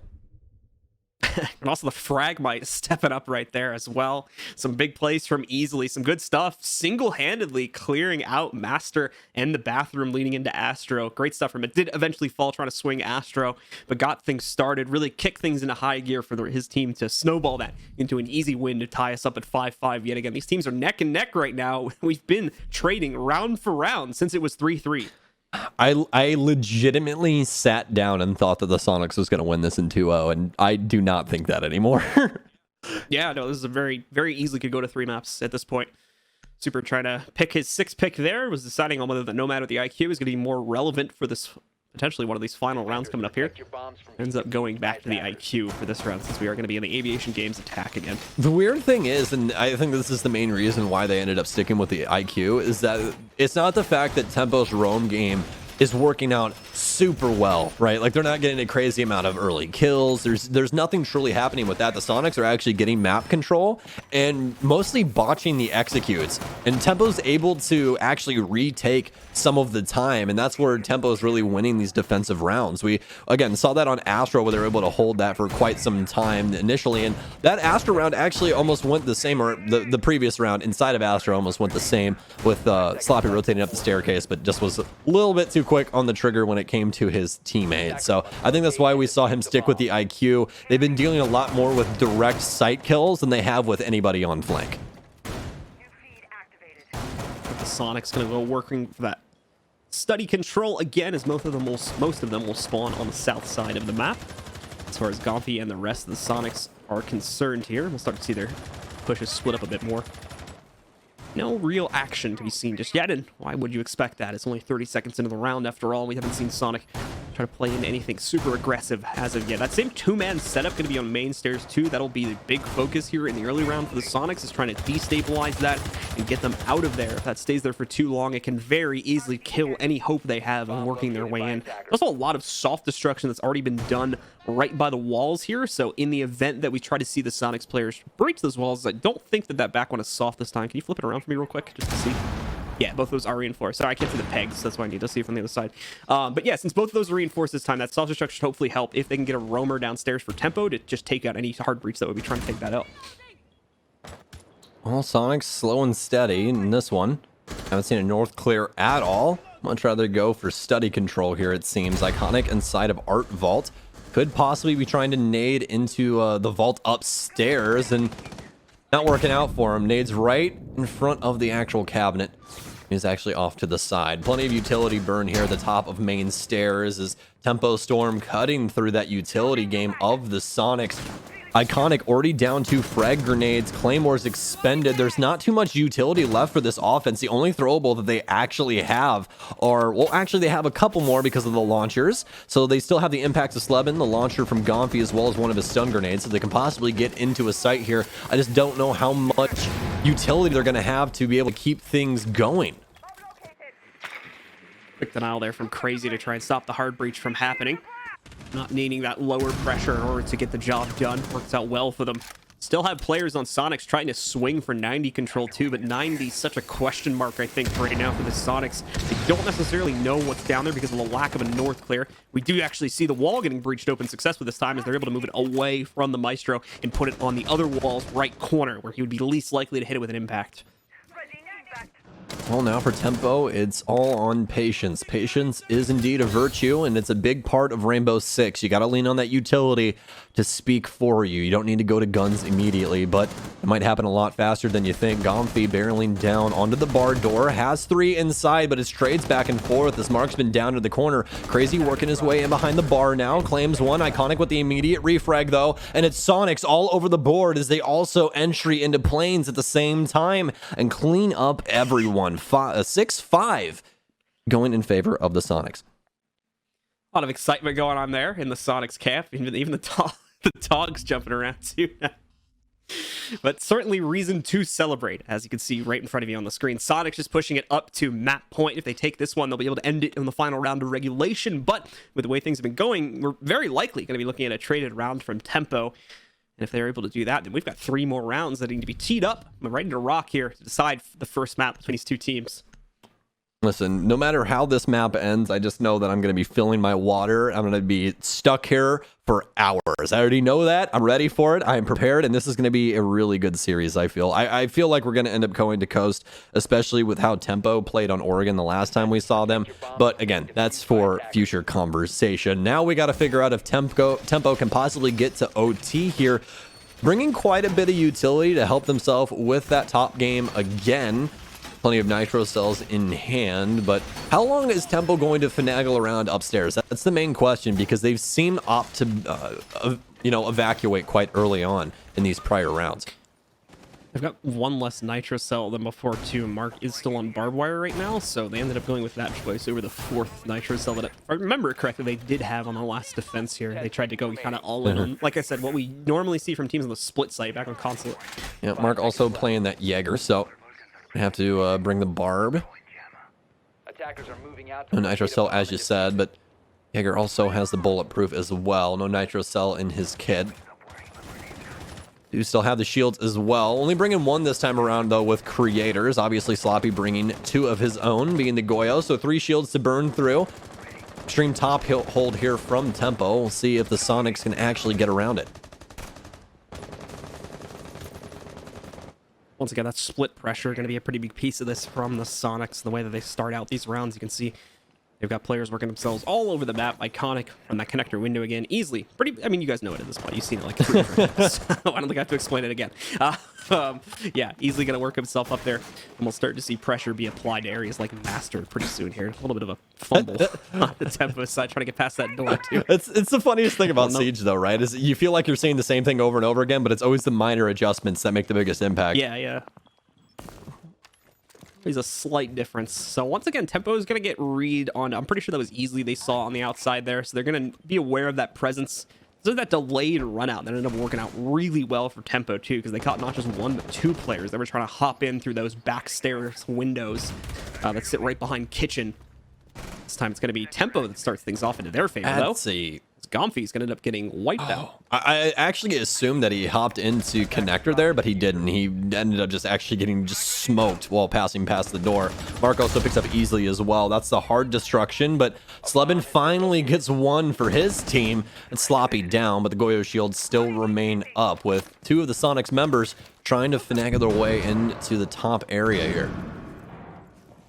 So a lot more work to be done, and not necessarily a lot of time to do it. Although Soniqs are going to leave themselves with plenty of excess time, mainly because they have to wrap all the way over to Master Bath and get back the diffuser. They have no one even close to that position right now. Crazy realizes that someone's going to have to do that, I think, too. So he's keeping close watch on that position with his scanner here, and of course the nitro cell that he has to work with too. Well, the good news is that the floor inside of the closet is mostly concrete, but as you actually start pushing into the master area, it turns to wood, so he's really got to watch himself with these landmines that could possibly be placed underneath his feet while he's moving around. But with only 40 seconds remaining, the Soniqs need to get a pick on site and try and find an area for this diffuser to find a home. And that's going to be the troublesome thing. They do still have Iconic with some soft destruction, so he can solve a lot of the issues that they're having. 1 inside of Tarps, and Iconic claims the kill. That's going to be Dream, and that opens the door to a lot of possibilities. A missed shot here from Slevin that they desperately needed, as Super actually working in tandem with him. Can he possibly get the initial kill? He can, but a nitro cell sails over his head. This is going to have to be a big round here from Super, but no, it's actually Crazy that bags both of them. 2 versus 1 now for Iconic. This would be a huge round for him if he was able to win it out, but both players playing so smart. Switches to the SMG-11, and an immediate refrag from Mark pushes us to OT. Quick little trade there at the end of the round. See it from Crazy's perspective as well. But as you said, things are going to be swung into OT. These teams have been trading rounds back to back for, I think, almost like 10 rounds now, or something very close to that. There hasn't been a clear winner winning more than 1 in a row, and that's what we're going to have to try and see here. If the trades continue, well, I guess just by process of how that's been going, Soniqs are going to win it, but we'll find out, of course, over the next few moments if we can finally see a team to break that trade and pick up more than 1 round in a row. Well, we're headed back to Trophy to start OT here. And since the beginning, it's really looked like this inside of this map. Tempo Storm and the Sonics basically waiting for the other shoe to drop the entire time. It's like, okay, are they going to match the round that we get or not? And it's been, yes, almost every single time. We've only had little stints of 2 rounds back-to-back for each team. The Sonics actually having more back-to-back rounds than Tempo Storm, but Tempo just trading out evenly when it mattered most. All right, guys, so into OT where Tempo gets the defensive start. They're going to also go back to the upstairs sites, a trophy statuary, to try and find a first win there. Remember, here in OT, it's going to be first to 8 to win it, and this is only the first map, too, so it's only going to give you a series advantage at this point. Does not mean the end of our matchup between these two teams, so a lot more fighting to go. And remember, the team that wins this one needs to go right on to face off against Dark Zero in the winner's bracket final, so these teams need to make sure that they are saving themselves. They got a long day to play. And you can bet your bottom dollar that Dark Zero is sitting at home right now inside the bullpen watching this and taking notes, seeing what they want to ban, what they want to do, how they want to go about it. Could possibly see Villa in the cards or any of these maps if we end up playing them. That, good info game early on with good VOD review and all that kind of stuff could definitely work out in their favor for either of these squads, as they've both been playing a pretty damn good game of Villa. Sonic starting off in stark contrast to the exact same thing, or actually, excuse me, the exact same thing as they were going about before, but this time Gonfi actually going to start downstairs. It appears that they'd much rather clear the bottom floor and not deal with creators as well as Sloppy upstairs here on the Vigil. So now rotating up main stairs here. They need to get this roam clear, and I like that Tempo's actually pressuring them this time. The Sonics have taken almost every single time from this site, whether it be kitchen or what have you. They've tried to work south to north, clear the roam game, and then work their way to whatever site they need to, but finally Tempo's put a roadblock in the way. Slevin and some more members from the Sonics here getting ready to try and swing over past Aviation and Games. Talked about before, there is a bit of a hold from Tempo, but for the most part, it's already fallen back from the edge of 90 and connector entry here. They're all back on the site now trying to play into their actual bomb sites, and also we're just seeing some shields get set up here at the last second to that. They have a clearer picture of where exactly the Sonics are executing from. You still have the normal facets of the strategy there for the Sonics, the Iconic working his way in through the connector window and easily trying to go in through Master. That 3-man push has made its way through relatively quickly though, and they are just seconds away from being able to call for their other 2 players to start moving, and Iconic most notably will probably have to rotate over towards Astro to start his fight. Well, with only a minute and 10 seconds remaining, they have to do something on this roam game, but you can see the Sonics have now adjusted to the Nomad. They don't want to try to go for it. They much rather just try and execute on the site and have the roamers try and figure it out. Getting set up now as they've already rotated 2 members towards Master. It seems that they're going to want to take Statue in a very aggressive way. Sloppy counting his lucky stars here, but oh my god, what a way to open it up. Creators, 1 round, 2 headshots. Oh my, what a way. But no, immediately traded back from Trophy. Some nice shots from Dream through that SMG-11. Leaves the Sonics stumped with only 2 remaining members. Very split up as well. Super trying to work his way in from landing, and Iconic, well, unfortunately, he's dead. So Super now alone, 1v4 set before him. Going to try and get a little bit aggressive here in hopes of finding the player that's an Astro right now. Neither of them are going to peek for him, though, so not getting any opportunities. There's the first to pick one up. Nearly gets a second. Not going to happen. Sloppy finishes things off, and Tempo will get up on map point first in OT. That's a big round for them, and that's exactly what they needed to happen. Something to boost the morale. Not that the morale was down, but positivity is always something that you can use. It makes you feel happy, and confidence is key, and that's something that can definitely assist you in that regard. So now it's an offensive round here for Tempo Storm. If you guys aren't used to Rainbow Six overtime, this is exactly how it goes. It goes back and forth in between rounds. So now Tempo going to be picking up the offense. If they're able to close it out here, they will win Villa. This is a best of 3 on rounds now inside of our best of 3. We're kind of having a not Insurgents. What's the movie with the top inside the vault? I can't think of the name here. Help me out. Thank you. I'm glad that literally top inside of the vault, did that for you. It's like it's a pretty big movie. Listen, me and names are not the best thing. I can describe things well. I'm a faces person, okay? Names don't go well for me. I'm somebody that asks the same guy's name like 3 times in a row. I'll be like, oh, your name's, Tim. Fantastic. Like 2 minutes later, I'll be like, what was your name again? Oh, okay, yeah, it was Tim. All right. I suck at it, man. And I can't get around it. I've tried for so long. Attackers have discovered the location of a bomb. Hopefully we'll get some chances in the future once we're back on land. But for now, we'll go back to focusing on this matchup. The Sonics now put on the back foot here. Tempo, one more round away from closing this out. But more importantly, the Sonics also getting back on defense for the second round of OT. We'll have an opportunity to try and close things out from Aviation and Games to see if that works out for them. Same two-man hold as well that we saw pretty commonly from Tempo Storm's own defense here on this site. Slevin's going to be the one on main stairs, and much like the strategy from Tempo, the Goyo, played by Super, is going to be hiding at the top trying to fend off that study push. I like Sonic's take on their defensive hold. I really like it, especially with the soft panel inside of Study. It makes it very difficult for them to try for any hard destruction at all, simply because impacts and anything explosive is going to have a very large impact on the round, especially with that soft panel there. So appears that Tempo is going to be going about things in very similar fashion to what they were doing in the original round that they attacked this, which is start master and rotate yourself north to south on this clear. We are going to have Iconic downstairs again, but not all the way downstairs. He's on the mid-level. Specifically, he's inside of tarps with a nitro cell in his hand and looks like he's waiting on a possible kill. It's a call for something up there.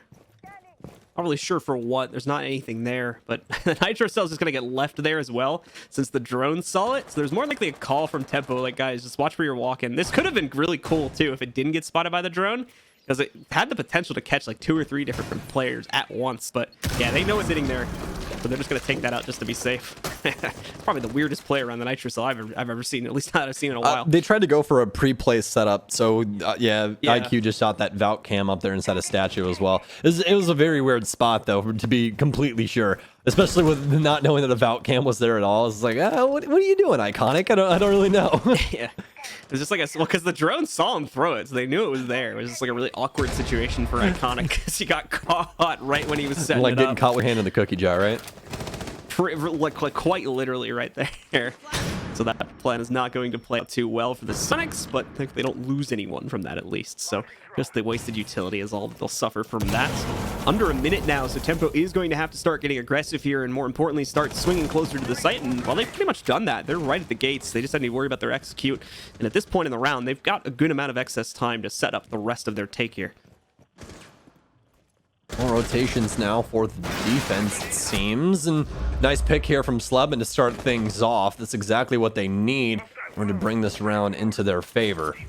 But now want to try and get 90, but Diffuser gone, done, and dusted. Oh my goodness, Iconic all over it on the flank. But Mark quick to the trigger, but not before the damage has already been done. He's now down into the 1 versus 4. A nice pre-fire from easily behind the games. Bar takes him out at bust. And we're going to go to the max rounds we can possibly have, which is 15. The Sonics back on offense. Two very defensive-sided rounds to start out OT. That does put the pressure back onto Tempo here now to try and win this one back. That means I was like wrong about the round trading before too. Did that mental math wrong in my head. So like I said, if we continue to trade rounds, things are going to look pretty good here for Tempo. But at the same time, with them taking that first round, they now get the final one on defense as well to try and close things out, put it into their favor, and get the 1-0 advantage to top it all off.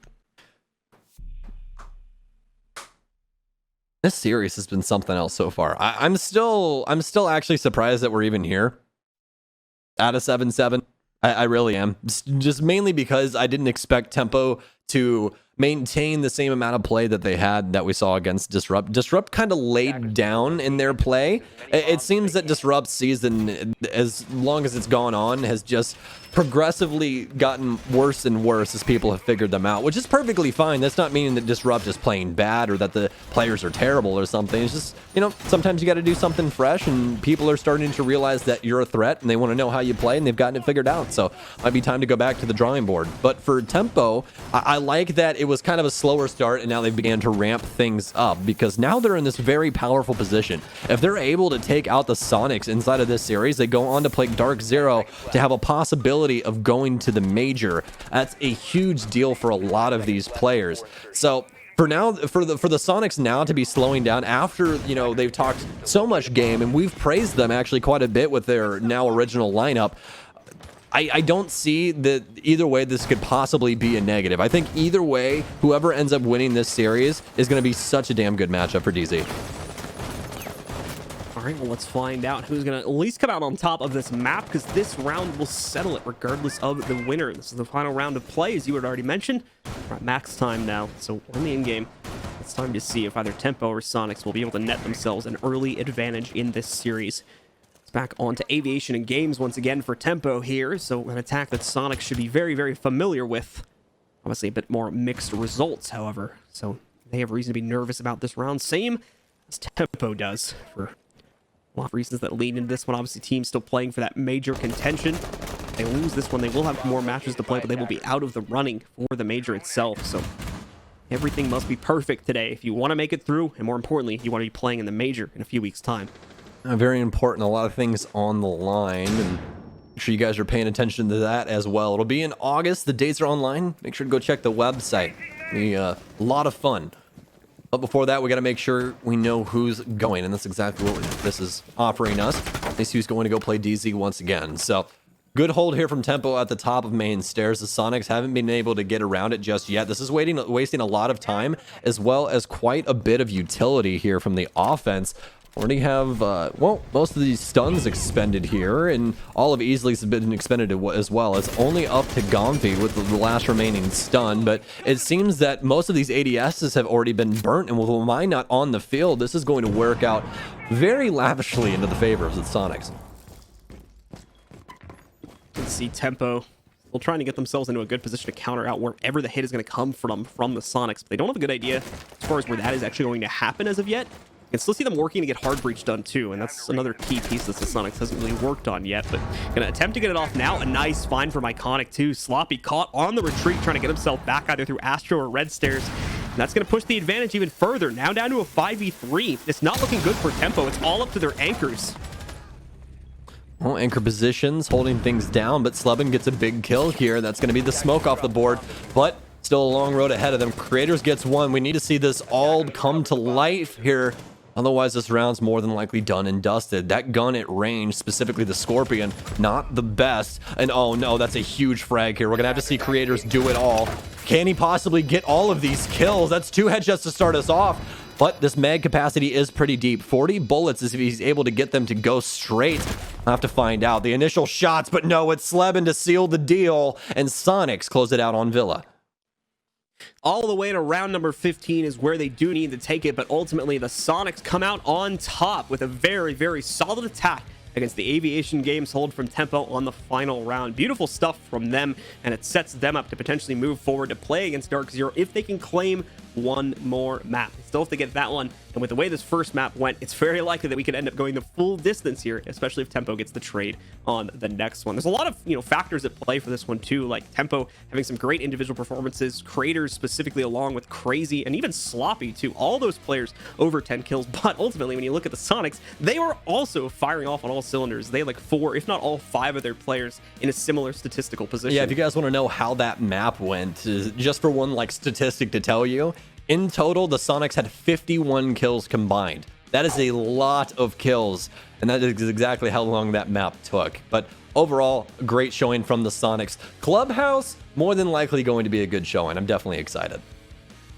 All right, guys, well, stick with us. We've got the analysis desk coming up next as they break down map number 1 and get us nice and ready for map number 2. We'll be back with them right after this break.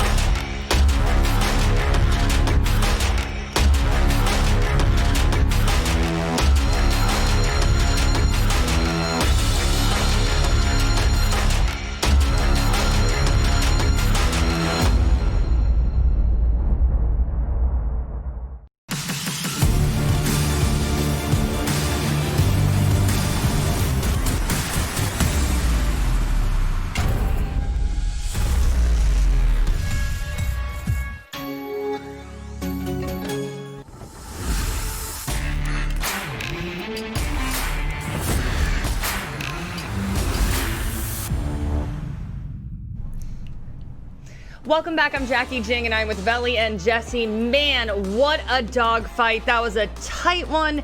15-rounder, but Soniqs pull it off in the end. They take map 1 8-7, beating Tempo Storm. Gentlemen, that was a fun map to watch, and Soniqs doing a lot of good on that map. Veli, I want to pick your brain first. Let's talk about Soniqs with trading. Their strats are definitely working. Yeah, no, most definitely. It's really funny to see because especially on attack, Soniqs, they spread out like they're social distancing. They somehow come together. But the thing is, whenever a player dies when they're pushing side, and Jesse was making a great point about it as well during the map, there's always a refrag. There's always a trade. They're always having each other's back. And you can see it with the chemistry. I mean, even when you watch Gonfi and Slebin roam around the map together, it's very rare that you see one die without the other taking full control of that gunfight and winning it out. Yeah, and it really does speak to Soniqs' coordination, as Bo was talking about. I really do like how they're usually able to pin down those roamers by working together as well. Even if they lose 1 or 2 players, it's okay because they usually get those kills. Looking even at like round 15, I thought it was really nicely done from the Soniqs, how they were able to isolate those roamers. They didn't let them get back to site or have any impact. And that's all the coordination. That's either droning for Iconic down below, who might be playing alone, but he's got that intel from his teams, or that's just everybody like focusing on that staircase. That's really nice to see coming from Soniqs. Yeah, and Jesse, Soniqs were aggressive a couple times on defense. That didn't work for them always, though, so... Yeah, I mean, early in this map, I thought there were a couple of times where they were getting a little over-aggressive. You go all the way back to round number 1, where maybe their aggression was not quite what they needed it to be. Maybe it was just a little bit too aggressive. But overall, I would say Soniqs played this map pretty well. Both of these teams were obviously neck and neck. I mean, it went 15 rounds, but it even had like every half was a 3-3 split. Overtime was going for defense, then attack. So, I mean, really, this was just a ridiculously close back and forth game. The aggression works sometimes, it didn't work all the time, but overall, I think that, like, it's the Soniqs playstyle to get aggressive in these situations, and so they're going to make it work. So the thing is, Jackie, like, it's kind of subjective when we talk about aggression. We can't say that they weren't extremely aggressive as we're used to seeing because they were in the gunfights. It's just the thing was, some of them weren't winning them. Like my man Slevin, and you know, if you're aggressive and you know you're having a slow start, then it's not gonna paint the full picture the way you want it to be seen, right? The way you want it to be shown. So hopefully Slevin could pick it up as well along with the rest of the team. He did later on in the game, but I want to see some more Soniqs aggression. Yeah, they got shut down twice, especially on that statuary site, but they're gonna bounce back. Yeah, Veli, I wanted to ask you about that. I actually thought Tempo did a pretty good job of slowing them down at points. Would you agree with that or no? Oh, entirely, like we were just saying. And the first time Soniqs had that full-fledged attack in the statuary, right? You saw Mark and Crazy go big to shut it down, and it was like it was effortless just about. It was really unfortunate for Soniqs because it wasn't a bad push. It's something that we've seen from them before. But also, the second time was just... Creators is that guy, okay? When Golfi and Slevin tried to push in the statue, Creators turns around as Legion, was able to pop both of them in the head, and then almost picked up a 3K in master bedroom. It is not something fancy they're doing, just at Tempo, they're starting to shoot straight now, so you love to see it. Yeah. Oh, sorry, Jesse. No, I just want to say that even when some of these roamers were getting back to site, and sometimes we saw, you know, the players on Tempo Storm survive late into the round, and we saw that 5-on-5, I was really impressed by Soniqs' ability to walk on a site and win a lot of those gunfights, and maybe not outright winning all of them, but like going for those trades, what we talked about just a little while ago, right? They're making sure that no matter what happens, they've got each other's back, they've got that coordination, and that's really the sign of a team that's got it all put together. And the thing, this is the last part. I know this is a long segment about one topic, but I will say this: when you see Soniqs and you know there's 10-11 seconds left to go, they haven't stepped foot in sight yet, everything that we've been talking about just now all comes together, and that's what makes them so successful. They run into sight, they're all able to win their 1v1s, and you know they trade for each other. That's exactly what a good team needs in order to be on top. All right, and we're going to get to our players to watch now. What are y'all thinking now after seeing that map 1? Jesse, I'll start with you. I'm definitely going to keep it with Iconic. I think that Iconic has been performing out of his mind that map. He obviously went 14-11, as you can see, 73 cost. Those are just fantastic stats. And it's a lot of solo plays. A lot of the times he's being droned in or something, but he is there alone. And if he loses those gunfights, it's like a huge negative to the Sonics. So it's really important that Iconic is fulfilling this role and doing his best to make sure that he doesn't lose these gunfights. Because if he does, that's a huge opening that Tempo Storm can exploit. But more often than not, Iconic is holding that down. Okay, Veli? Okay, my pick was Mark the Shark, and this just tells you that stats tell half the story. Because if he has a 93% cost, holy macaroni, that is crazy. Mark has played so well, and he's had amazing moments. For instance, there's this at the beginning of the game. We all remember this play. Mark is upside down repel, and he kills Super, who's down low through the floorboard, right? It's plays like that and trades and playing objective and just everything above is what makes him so vital to this team. So in the past, when I criticized him before and said, I need some consistency from Mark, it's not that I'm calling him out because he's a bad player, like we've been saying. We're calling him out because we expect better. Yeah, we love his potential, as I always say, Veli says. But let's get to our community poll result and talking about cost. We asked all of you at home, who will have the better cost, Super or Crazy? How do you think the audience chose or selected? What do you guys think they picked? Crazy. They probably went Super, I'd say. You would think so? I think was Crazy's close. the correct answer, but I think they went Super. It was close. Super, It went to 57%. Super, really? Crazy, 43%. But it was close, Okay. so there you go, everybody. Thank you By for the way, participating in our community poll. I know in the chat there's going to be people that's spamming, what is cost? What is cost? To the new people out there, cost, kills, plant, defuse, survivability, or if a death was traded. So that's cost. It's basically overall picture rather than just one stat. And there's Veli's Cost 101 lesson. Thank you, Veli. Anytime. Yay. All right, let's move on to map 2. Okay. And what are y'all thinking now for map 2? Sticking with your choices? I mean, that was tight. It was close. Yeah, it was tighter than best friends. I'm gonna go with Sonic still. I legitimately think that like even though I'm not predicting Tempo to win, we were talking about it. Tempo's looking really good. Oh, yeah. And most of the time, it looked like Tempo had more control of the game, of specific rounds, than Sonics did. Sonics, they really depended on, like, big plays individually some of those rounds. I'm still going to go with Sonics, though. I still think they're the stronger team. I just felt like earlier in the game, it wouldn't have been as tight if everybody was warmed up and was shooting straight. So, still, Sonics for me. Jesse, you sticking with Tempo? I am. I think this is going to be a real test for Tempo Storm. We said it kind of going into the best of 3 that this is going to be a big test for Tempo Storm, but this map in particular, you just lost 7-8 on your map pick.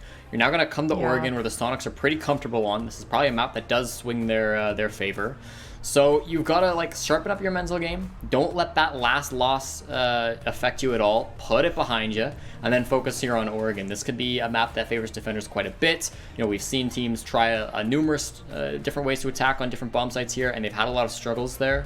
So racking up those defensive rounds are going to be important for Tempo Storm. You really just got to close this one out and bring it to map 3 if they want to have a chance, obviously. You got to have that short-term memory, baby. Yeah. Dream is hopefully giving them a big pep talk right now, and he's doing his little golf clap. He's like, come on, boys, let's do it. But we got Oregon up next. Is Sonics going to do it in 2, or Tempo Storm going to battle back? You will have to wait and see. Don't go anywhere. We will be right back.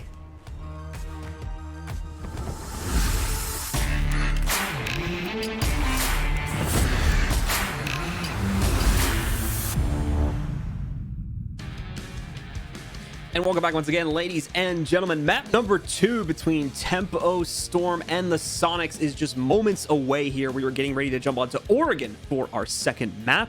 The Sonics have the map advantage, so now they only need one more to close it out. We're heading back to a map that we have seen both these teams, well, really all the teams in the US division, been playing on quite confidently throughout the season, so hopefully they should be aware of it and prepared to play against their opponents on this one. Stokes, any thoughts to take away from the first map before we jump into map number 2 here? Villa was a map that was really utility based. We saw a lot of the time though where they were able to get some entry kills. You guys can probably hear the thunderstorm behind me. Apologies for that. It is raining inside of Houston, Texas. So if you live in Texas, you know what I'm going through. But anyways, Villa was a map where we saw a lot of utility come into play for both squads, and I would like to commend them both for that, because especially Tempo early on in the season did not do a very good job of that, but it seems that they have completely flipped the script when it comes to that game. So for Soniqs, the entry game's been working out well for them. I want to see these guns come to light when it matters most, though, on those entry kills onto site, or when they're having to defend those anchor positions. I think Oregon is going to be a great litmus test for both of these teams, as it's one of the most played on both sides. Tempo actually already has 3 plays on this map, but only 1 win. That's going to look very, very bad going into it for them, considering they're also down in the series. But Soniqs at the same time have shown quite a couple issues themselves, issues that Tempo have been able to abuse and get advantages off of to win out rounds with. So that's going to be the case. Still definitely a timeline where we see Tempo come out on top of this one. Thatcher and Capital are our first 2 bans, so no hard breacher is going to be removed from the table here on Oregon. Well, mine will be our first defender getting knocked out. So things looking pretty similar to the previous map so far. Well, my banned out, as you just said. What's going to be our last defensive ban for Tempo Storm? It's the Mira. That was expected. So we're going to keep up Echo as well as Maestro. But I actually, now that I'm thinking about it, I don't even think we've seen any Echo played. No, we haven't. I wonder if they have Gents going again. Yeah, I was just going to bring that up, because the last time they played on Wednesday with... or no, sorry, I don't think it was Wednesday. It was Monday, if I remember correctly, that they played Disrupt. They did have like that gentleman's agreement where neither of them were going to use Echo, so there might be another one in play. I think we've today. had 3 separate best of 3s now that have had Gents where no one played Echo. So in case you guys are wondering why Echo isn't being played either, is the professional players think that Echo is a very, very, very strong operator and has a little bit too much influence over rounds. So you can form your own opinion, but that's exactly why they don't want to play him. Let's jump back into things though here. 0-0 getting hit, 6 picks coming through, IQ gone as well as Valkyrie gone. So 2 things that kind of contradict what the other one thought was going to happen, but Legion and Thermite now on the board. How bad would we have looked if that 6 pick ended up being to an Echo? I literally would have hated my life.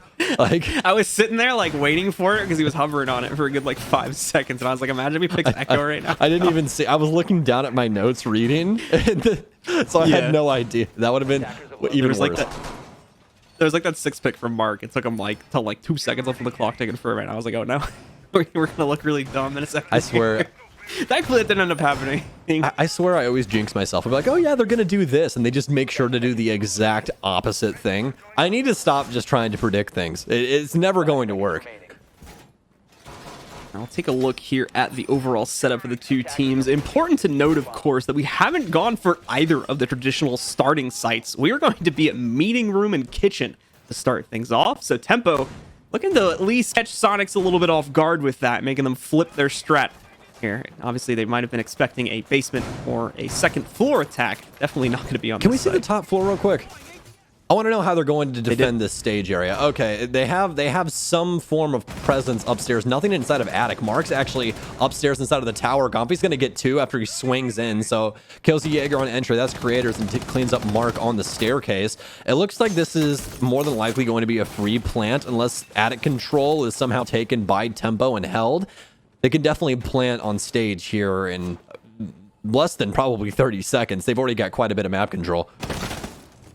Yeah, we do have an attempt from Crazy to try and smack against the Ash that's sitting over at the window by main stairs, but that's going to get killed pretty quickly. A drone's thrown in. Crazy obviously has to shoot that, so he's going to get pushed back. Oh, but right into an angle for Iconic to take him down. Man, Soniqs have everything. They're reading Tempo like a book right now. Not a single player on Tempo has been able to do anything against the Soniqs, and even when they've tried to do it, they've just been forced back directly into a kill box where another member of the Soniqs was able to take them out. I like this initial round here from the Soniqs. This offense going splendidly. Very nice clear of T3 as well. That's something that can be easily ignored if you're not thinking about it. So now they have that pressure onto stage. This is more than likely where the plant's going to be going down. But what's the denial for Tempo Storm? Well, it's Dream inside of Split for the time being. He's the lone man with the plan to try and stop this, but he could possibly be flanked here very quickly. Gompy working his way down the staircase, and that's exactly what's going to happen. Super planting the diffuser now. Sloppy, the only remaining member, but the diffuser won't even hit the ground. Oh my Gompy goodness. tears Sloppy to shreds and claims that flawless round for the Sonics. You couldn't stop Gompy. Keep in mind, he hit this goo mine like 20 seconds before this clip is happening right here. So he was walking around and got both of those last kills with the goo mine still in his leg. Great stuff from him. Ends up with a quad on the round and single-handedly pushes his team into a great position to take the lead here at the beginning of Oregon. That's exactly what we need to be seeing from Gompy. Gompy hasn't had the brightest of games in the last couple of series that they've played, and Gompy obviously has the ability. That's exactly why he's on the squad. We've seen him be very influential, especially earlier inside of the season. It feels like it was just yesterday, actually, that we started this entire NAL thing, and now we're almost done with stage one as we're wrapping things up today. So, but for Gompy, I like that he's starting things off hot. Hopefully he's able to maintain it. One round and then going silent into the night isn't the best thing. All right, folks. Well, we do have the play being opened up a bit more for Tempo. They're going to go back to the more traditional sites as they take kids for this defense here. And it's a pretty standard defensive setup as far as I can tell as well. The emphasis on the attic hold, of course, and the usual reinforcements to set up the team's fallback in the event that the Sonics do get that control towards areas like attic and obviously master walk-in, things like that. Tempo still has a good setup to hide in the back of kids and try to fend off the push. Well, multiple shields set up inside of attic, so Tempo very aware of what's going to be going on here, and that's probably going to be exactly where the Sonics start. This is a very standard take for what we see on Oregon, especially for kids. Usually you start big tower, get the attic double panel, then eventually shift towards master to get the master closet open as well, and then attempt for a plant inside of games. Obviously, there's a lot more intricate things that go into that with utility burn as well as attempting to get your picks. We'll have to see how well Tempo can try and stop that from happening. Take a look here, see where exactly the Sonics are going to try and pinch first. Still a lot of emphasis on the drones, and that makes sense for this early point in the round here, as it's still only a minute into it. Not even, I should say, a minute into the round here. Tempo not panicking either. Tempo still taking their time, wait for Sonics to make the first move, and Sonics are doing it very, very quietly. We are going to see a bit of pressure get put onto that top stair window. Actually, probably not is going to be the case, as I believe that player ends up backing away to go for a different execute position instead. Slebin, in the meanwhile, here is going to be able to get himself access to master relatively quickly. He can also transition over to the walk-in and start to take things out there if that is needed. But more than likely, they probably want to put Super on that position after he opens up attic, just because it'll be a much cleaner breach. Bomb has been located. Well, we are going to have that breach, as you said. You'd much rather adjust the thermite in there and have that get open with him, so you have a cleaner breach, and that's going to work out extremely well. Gompy also gets an entry frag here as things start to move a little bit faster. Still plenty of time on the board for the Sonics to be able to do something, but aggression might be the way for them. Do have double window pressure over towards the dorms area here. They want to attempt this plant inside of games. They don't have attic control, though, which could possibly be a problem, but it seems that they possibly have a solution as well, and it might be just take these gunfights from the hard breached panel. I'll have to see how well the Sonics can possibly work their way around that. Nade's going to get chucked in there. It does actually hit on the Gompy a little bit, I believe. But Gompy swinging around the corner gets a massive surprise as someone else is going to be hiding right up on top. Try to flash it out. Super's going for a plant in the meanwhile. Trades are going all over the place.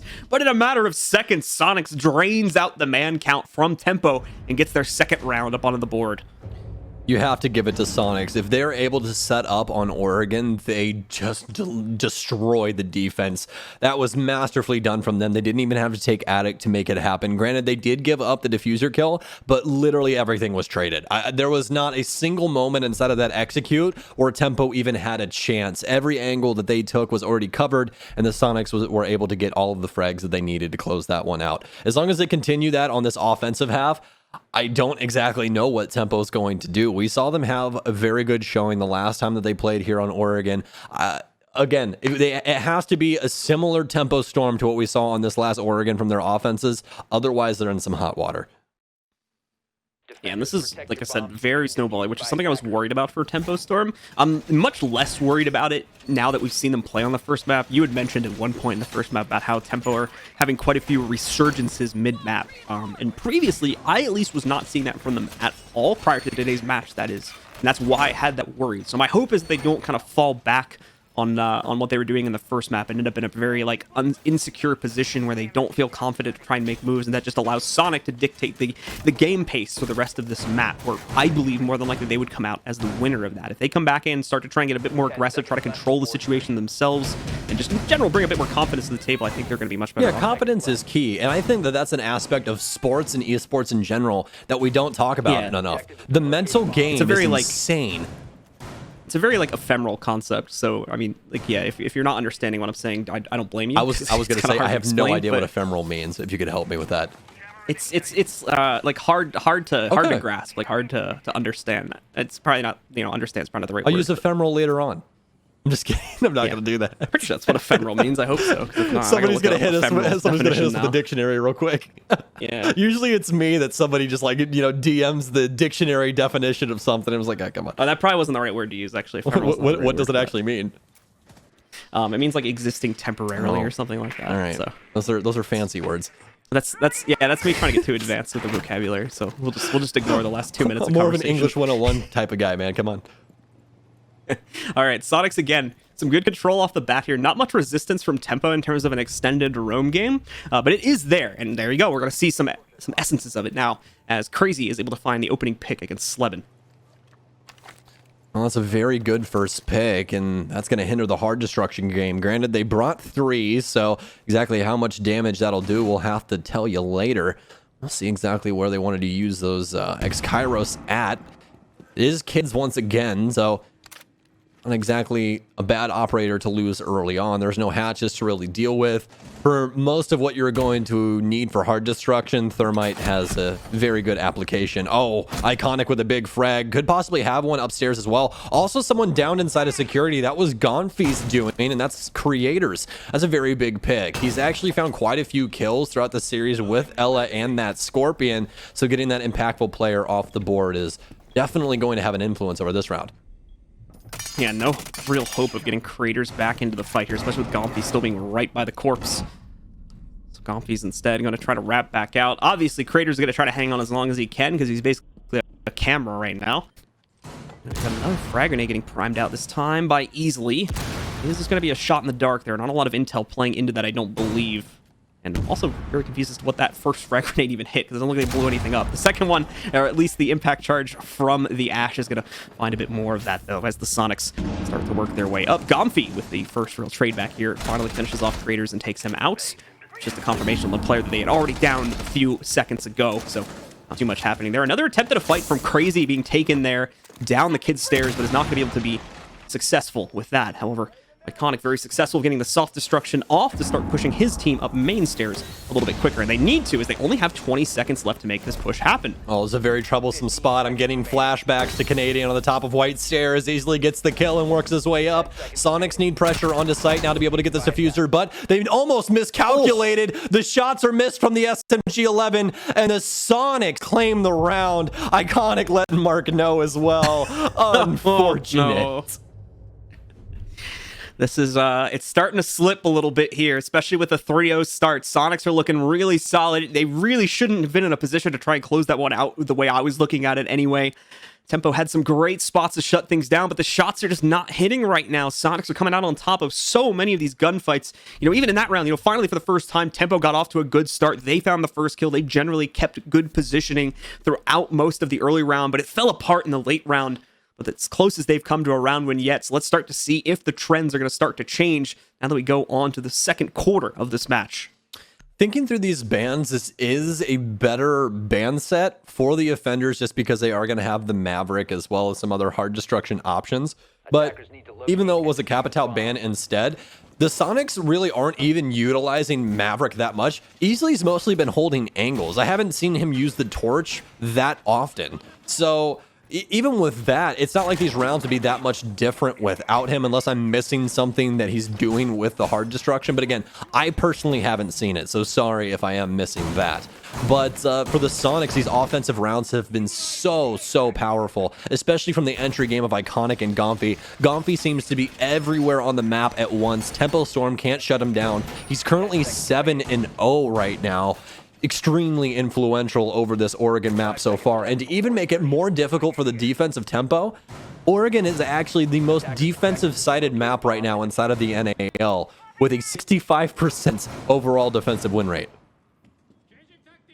So Tempo, as we mentioned before, in a very bad position right now. Looking at all the stats and looking, of course, at the previous map's performance, not seeing a lot of that ring through here into the second map, which is a very good sign for the Sonics and, of course, all their fans that are watching right now. Of course, Gomfi very quickly taking control of the kid stairs and now transitioning it down to Freezer if he's allowed to, but will more than likely hold at the top here for an extended period of time since he's very far ahead when compared to the rest of the team. Now, the question here is, does Dream try to aggro this and get aggressive himself? And I think that drone is going to give it a decisive no, but Gomfi forces the fight anyway. Freezer control over the attackers, and Gomfi be nearly able to line up a second kill there as Crazy takes the next fight against him from deep in long. That was so smart. If you guys don't know what they did there, they attempted to bait the shotgun shot just like you would like the sniper from other games, if you guys are catching my drift here, to make it to where he had to pump the shotgun in between shots so that when he peeked, he didn't have a shell inside the actual gun to be able to shoot with. So super smart utility use there from the Sonics, and a great peek from Gomfi to know that he's not going to be able to follow up that shot. Another member of Tempo potentially going to try to swing against Easily and some of the other players here from Pillar, but smart to wait on that. There's a lot of other destruction going off that's potentially going to open up the construction avenue to play in too, so Creators has got to be a little careful with the fights that he does take. Takes the wrong one, get instantly traded, and that's not going to help the team right now. They need free kills. They don't need trades. Well, concussion's in. He's going to make sure that Pillars is empty. We're going to have a concussion go off and stun Easily real quick. Those things have quite a bit of range, so you have to find some cover if one of your teammates is popping one of those off. ADS is in, will full-on blind the man inside of Trench. Easily gets a frag grenade kill, though, and now the Sonics, for the most part, have taken map control. Easily way ahead of the rest of his team as he tries to find an entry, and now Tempo have found a foothold to hold down sight. Unfortunately for the Sonics, I think a big part of the strat here was to try and get access to the side room that puts them directly in sight, but they weren't quick enough on following up the exploded Goyo shit. Oh, great opportunity right here, too, for Gomfi. Has a player with his back turned. Slevin is instead, Slevin is instead going to capitalize upon that. Talked a little bit too fast. Sorry about that. And pick up the kill from behind. Oh, Mark is well in a very bad spot. Looks away at just the time, ends up going down to Super. And what was looking like it could have been a round that would have rounded itself back under the control of Tempo. That is not the case. Sonics remain flawless and take a 4th round on their attack. Fantastic patience from Sonics there. More than likely a call from Easily to saying, hey, I got overly aggressive. Let's just be patient. They're going to misplay here. A very nice adjustment from them as well to handle Freezer. If you guys didn't see that engagement, Gomfi wasn't able to kill the Valkyrie, so Slevin actually just dropped the hatch as Habana and shot him. So it was a very nice play from them to be able to pinch that out and make it a very difficult, very difficult area for Slevin to hold inside of Freezer. They're going to head back downstairs, though, as they feel like there's something that could possibly get them around here. But here's the trouble. We're already 4 rounds ahead for the Sonics. Even right now, if they were able to get 2 rounds, they're still at that disadvantage, that 4-2 split that we talk about a lot when it comes to defensive teams. It's, well, you know, on the wrong side for this map. Yeah, right now Tempo are getting run around by the Sonics. Sonics even able to get 2 bait kills in the last round. The first one that Stokes already talked about, the drop down that happened, and the one that Stokes also mentioned earlier on in that half with the drone bait that happened when they threw that down and were able to pump out the first shotgun shell, causing them to lose their smoke first out of all their operators too. So Dream's gonna have to be careful of that in the future if he wants to try and go aggro towards areas like Freezer. 10 seconds remaining.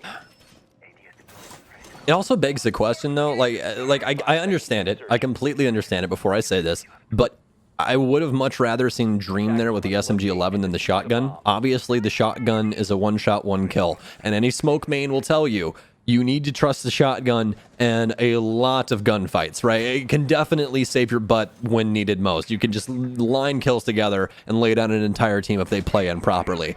But for that instance right there, I really feel like the SMG-11 could have possibly helped him out just a touch more because he would have had those follow-up shots, and I trust Dream's aim. Dream's aim is something that is truly incredible. To hit a flick from the drone to where Gomfi was actually pushing down the staircase, more than likely could have helped him out a little bit more than the shotgun does with that spray pattern. But Gomfi going about things in very similar fashion to the very last round, but this time doesn't have to deal with Dream as close. Instead, Dream's on the boost box inside of Freezer, but the Sonics from the other end of the map are able to get a kill with a frag grenade. It's been traded out, though, as Sloppy downs easily, then expends his Nitro Cell to clean that up.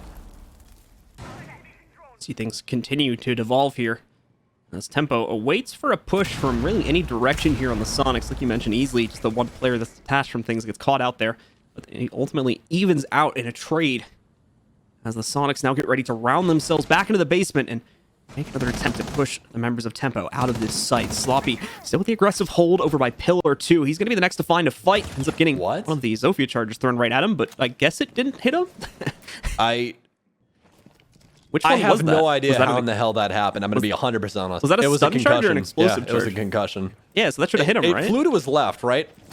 Okay, yeah, it absolutely should have hit him. Like that. It should have hit him like that. But Gomfi's already in. He's got 2 headshots. He's going for 3. He knows that the man's inside of the closet, but he actually gets pinched from Freezer, neglecting Freezer once again. Dream's ready for the drop this time around, though, but now he's down into the 1 versus 3. Doesn't have very many rotates, and the Sonics already have a member at pillars. These are going to be some very difficult shots with the SMG-11, but he does still have some toxic babes. He needs to pop it now, though. If Super has 100 HP, he's actually going to be able to get through it, I do believe, but he's not even taking damage. Iconic still set up for the post plant, able to take down Dream as he rotates out of Freezer, and the Sonics continue to link these rounds together. Beautiful play by Iconic and the rest of the team once again, minus the case of the missing concussion charge or whatever the heck happened there. But yeah, we'll send that one over for the boys in the lab to look at later and figure out what happened there. But 5-0 lead at the moment for the Sonics. A very one-sided affair. Tempo are trying so hard too, but Sonic's strategy is just completely unmatched by what Tempo is bringing to the table right now. And the fact of it is that the Sonics aren't doing anything unorthodox. They're just playing good, clean Siege. Their entry game is so clean right now. Their ability to set up for those angles that they need to be able to cover site as well as cover post plant, and as well as their ability to cover flank. There's so many things that the Sonics are doing right here, and that's the problem for Tempo, is it seems that there's really no way out once the Sonics are able to get that grip. The thing that tells me the most of that is the singular round on Kids. I do believe it was round 3, but it possibly could have been round 2 because it went back to back, but again, I do think it was round 3. But as soon as the execute went off and they went for the plant, Super ended up dying planting, but every single one of the Tempo members died to a cross. Every single one of them died to a crossfire. It was truly incredible. And as long as the Sonics are still able to recreate that, I don't see that Tempo Storm even gets around on this defensive half. All right, well, let's see if the Sonics are indeed going to be able to accomplish that and end up with a perfect opening attacking half, giving it, it's already probably the most dominant attacking half we've ever had in Oregon, at least in the US division. But let's make it even more so if they can get that 6th round up on the board. I still have a major question for the Sonics. I want to know what Easily job is. I'm trying to follow him around the map and see exactly what he's been up to, but it seems that he's more been on entry game. I think legitimately what it is a fallback plan. If Sleben or a hard destructor gets killed early on, they have Easily to be able to torch a wall down if they need it, make it soft, and then get in anyways. So either way, I really like the pick. I just want to know their idea behind it. I think they're trusting him just, it's like you said, to be more of like an entry or just more of a fragger in general here because of his performance on the last map. Because he was on the Thermite on the last map for most of it. Not a bad entry either. I mean, Maverick has a lot in his kit. So I think it's working out right now just because he can kind of do both jobs at once, since he's just, at least in this map, is having like a really good individual performance. So they might have been like, all right, just, go a little crazy here, and then we'll just have someone else do the primary hard breach. And you can do jobs like this. It works out really well for them. Be able to a soft wall onto Attic, making sure that there's no one there, nobody home. So Gomfi's going to be able to destruct that as well. So Quick update for you guys on the scoreboard of the Sonics as well, if you guys haven't been paying attention. Iconic and Gomfey are combining for 17 kills right now, and their deaths combined, only 2. They're 17 and 2 combined. So that is that's something else. Definitely leans towards the the score that we're seeing, which is 5-0. So not too hard of a top hold here for Tempo either. They've actually given it up, and map control over into the Sonics' hands now. Some shots headed through the floor, but nothing landing. Sloppy just practicing his crosshair training here. He's desperately hoping someone passes that window and he can get himself at least 1 kill to work off of here. Quickly, we'll see the attic hatch get breached open, which means that we can now see Super go downstairs to T1 and breach that wall. We saw those denial charges being taken out just a second ago from the attic. Already getting the job done. I believe the Sonics have access to a site, can start pushing themselves in here, and Iconic is also still using some of these breaching charges to open up top down angles and see if he can hunt out any of the players from Tempo that still may be hiding around kitchen or server there. Well, very low on time now. Top take working out very well, but now they have stage control. Panel open, but still some defenders that they have to worry about. Mark playing down low. This is very similar to how we see Consulate held inside of lobby, waiting on a Nitro cell to see if he can possibly get that kill to stop the plant. But some trades across the map, and now Tempo in the lead on man count. We haven't seen this tail in a while. We'll see if they're actually able to secure the round after Super gets quite a big frag onto Sloppy. Dream taking quite a bit of heat inside of Split, though. Slebin covering the rotate. Super's going to be able to get the plant down, and all of a sudden we're into the 3v2. It's not going to stay that way for very long, though. Mark not only manages to take out Iconic, but finds Super, putting the diffuser on him as well. Dream will get the final player, who is still lurking back over by tower and stage. And with that, finally, a successful retake is going to be made by Tempo, and it will net them, unfortunately for them, their only defensive round. But it does indeed put them onto the board at a 1-5 scoreline as we now switch sides. I love that the Sonics the entire time were biting to get stage open and try and do something there, but the diffuser actually went down inside of kitchen just because they just killed everybody, had top control, and they're like, hey, we can just drop the hatch and do something here, hopefully. Didn't end up allowing them to win the actual round, unfortunately, although once again they came very close to a miraculous comeback. We've got another Oryx pick being pondered here by the Sonics, and it does get locked in. There's no way. Yeah, we'll see if that's the 6 pick out. Yeah, and there it goes. I knew it was Cap. I knew it. You can never trust Iconic. Never trust him.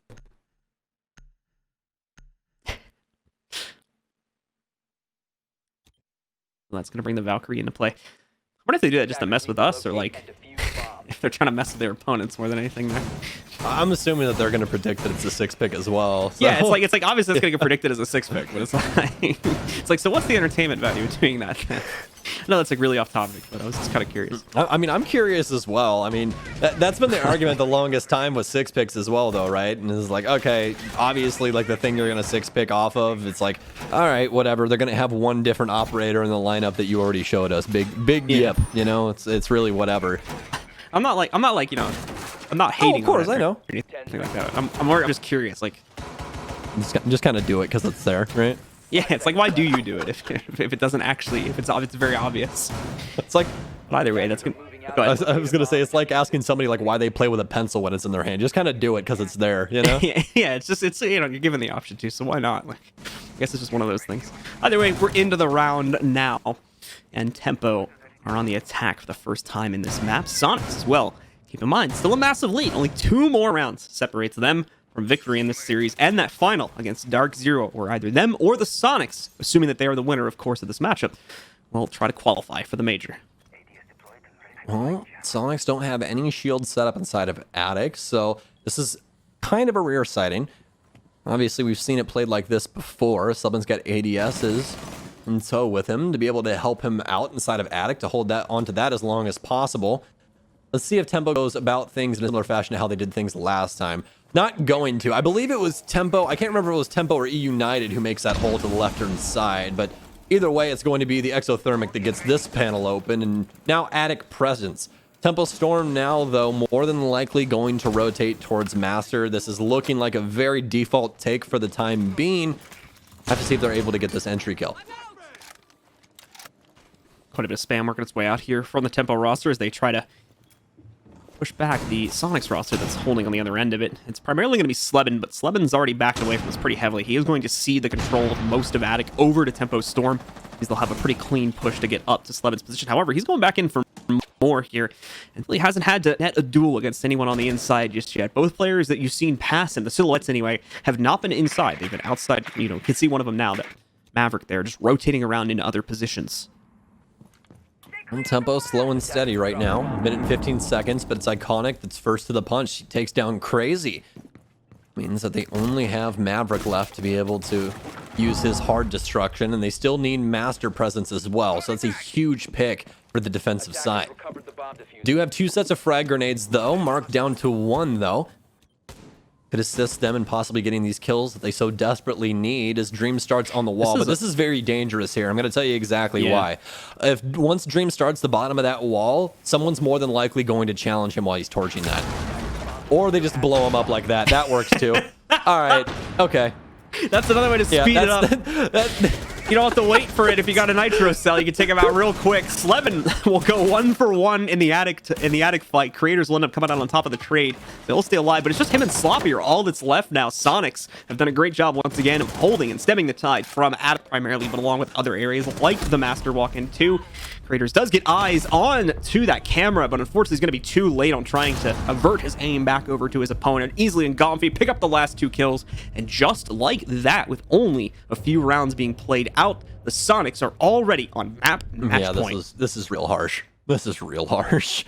The Sonics, just a great Oregon team. I can't take anything away from them. They played their offense so well, even in times where there was little mistakes, right? Like easily entering site much quicker than everyone else. They were still able to adjust things and make things happen, but Tempo Storm just looking lost, especially now that they're on the offensive side. Crazy shouldn't be getting peaked like that. I don't exactly know what was the reason or exactly how Iconic was able to get a sightline on him, but either way, very bad mistake there from Crazy that ended up costing them most of the round, as well as just not having the intel that they needed downstairs. That nitro cell from Iconic was quite comical as well. It's like when you expedite your passport and it's just like, all right, well, we think somebody's going to peek him here, but instead we'll just blow him up. You know, it's just a much faster process. Like, we hear the torch, we know where you are, you're dead. There you go. So, potentially the last round of the matchup here before we get to our winners bracket final and really get to decide who's going forward to the major.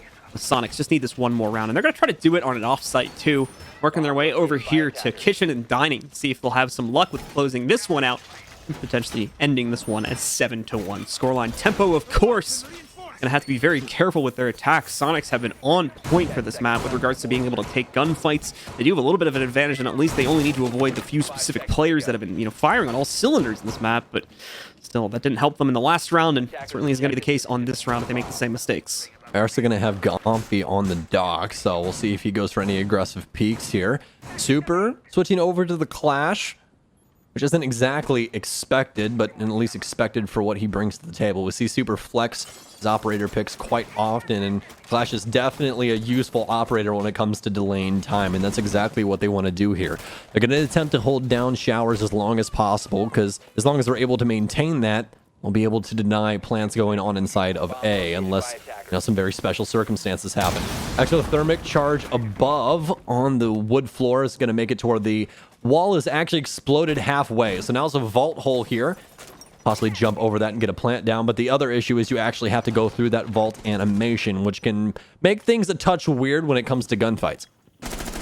Also, another problem, they have a Clash. Yeah, that exists. If they really want to, they can put the Clash right in the way of that push, if that's going to be the primary avenue for Tempo to use here. Right now, it's being held to fend off any pushes from the side hallway. You can see her right here, actually. Let's see just how they're going to attempt to use the Clash. Tempo is very much aware of the fact that the Clash has been here, though. They spotted it like right at the beginning of the round, so they should already have a plan with regards to how to deal with that. And we'll see how well it goes. They actually don't have Zofia here. They truly don't have any counters to Clash at all. If there was a round that you wanted Clash, it was this one. There is nothing here that can possibly help them except for a frag grenade, or if they're able to get an air jab around him in some possible way to be able to stop him. But for right now, Super's mere presence is slowing them down, but not before Mark and the rest of the squad simply take control of the site. They now know where IQ is, but Diffuser actually hasn't been started easily. What a shot around Super, using him as a makeshift one-way mirror.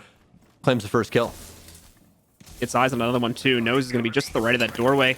Can't get the full lock onto the position though, and there is a rotate coming from around. Nade right in the face of Easily, barely survives it, just has a smidgen of HP left, and Mark is going to be able to take him out to make his third kill on the round. Iconic trying to be sneaky around this hatch, but it seems Tempo very much predicted that to be happening as he immediately gets shot sent back at him. Super in the meanwhile, the shield's not going to be of much use anymore with just a single little smidgen of HP, so he tries to take a fight directly, loses it to Dream, and now Iconic is locked in the 1v4.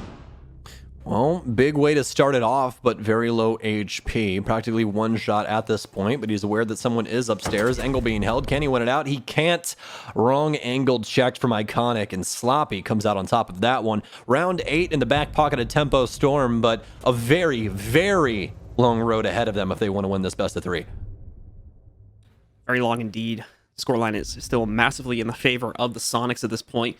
It's got to be a 4-round run, including, well, not including, I should say, the one that they just won, in order to bring this just to an OT point. And then at that point, they still have to win out OT and then take it to the third map and win that one as well. So Tempo, it's looking dire at this point here, and they really need to summon their strength if they are going to truly look for the win on this series. Otherwise, Sonics is in a great position. They're not too worried about the loss in that round whatsoever. They know that they have that massive gap of rounds. So they're going to take their time, look for the win whenever it may come.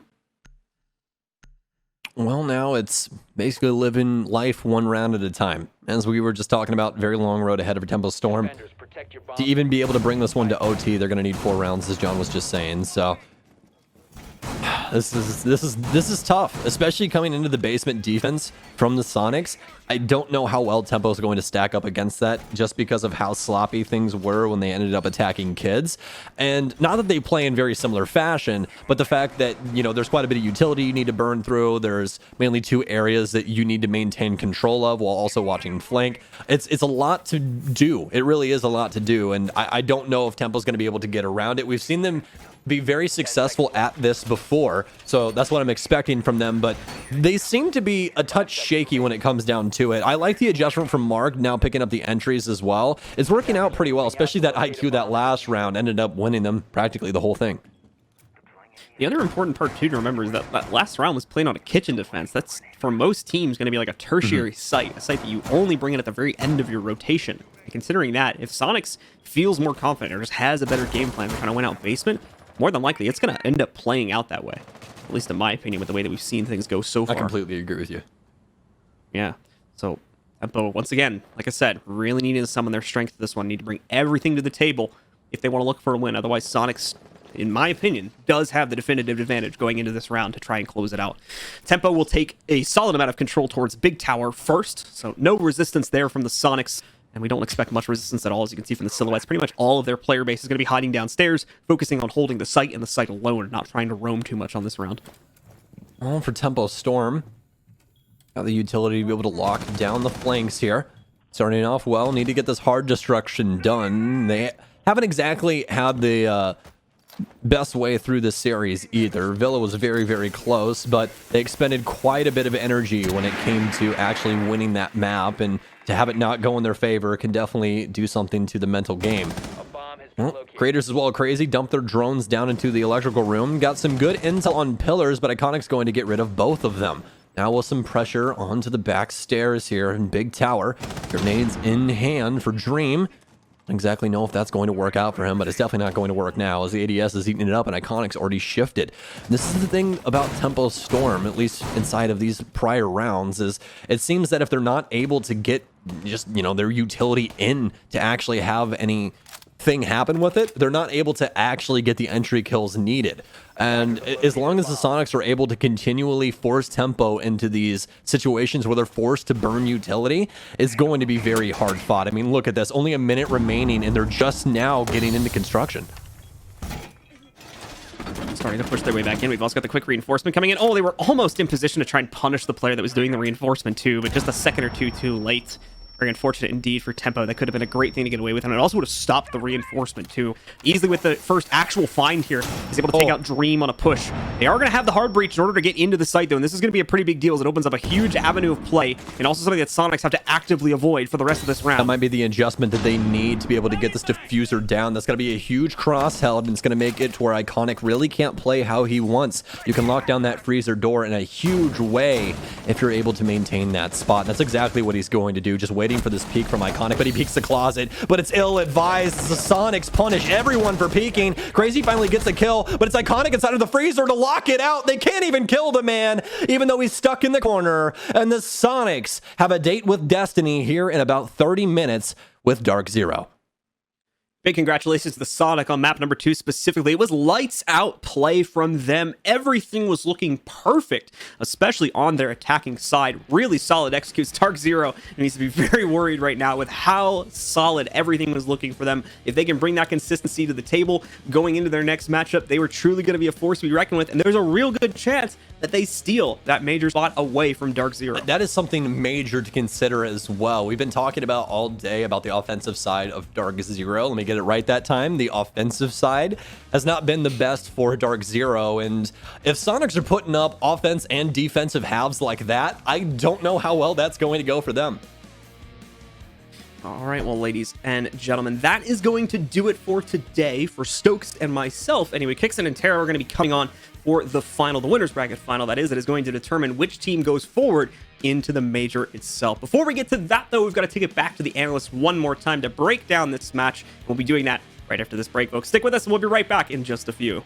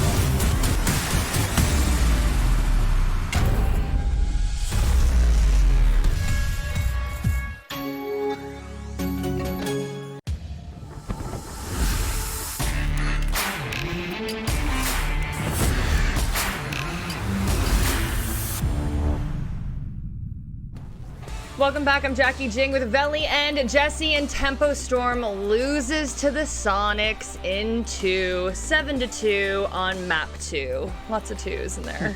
Anyways, Sonics stomped them, y'all. That was a very strong map for them. Let's talk about Sonics on defense. Jesse, they adapted to different ways to hold the bomb site pretty well. Yeah, I mean, I think there were a couple of different strategies where Tempo were trying to swap things up. I think that on dorms, right, the Sonics approached two different holds coming out from Tempo Storm, I should say. The first hold was very like everybody's playing on site, you're playing it pretty passively. The second hold was more or less have roamers down below, and both times like Sonics very quickly recognized what was going on, and then they dealt with it, you know, in the correct way. Either they're focusing that bomb site, they're using the free range down below, or they're like focusing those roamers first and then addressing that bomb site. It was definitely Sonics 100% on their game, making sure they know exactly what's happening with the defense before they start getting aggressive and throwing their bodies into sight. All right, and Veli, usually it's the Slebin or Iconic show. Yeah. And both played well, but Gomfi was really the standout today. Yes, okay. So it's really, really important to understand that in round 4, Gomfi was 7-0. His team was 8-3. Tempo Storm as a unit were 3-15. I don't know how that happened. And it's like every time someone got in a gunfight with Gomfi, it was just a straight up L. And it's just really sad to see. And look at that Gomfi finishing with 15 kills. Like, that's insane. But the thing is, this is the scary part about this. We already know Gomfi is capable of this. And it's not just Gomfi that can pop off like this. Slebin, Iconic, easily. The list goes on, and it just shows how powerful this team is. I'm gonna be honest. They play Dark Zero next in the finals, and this team looks ready.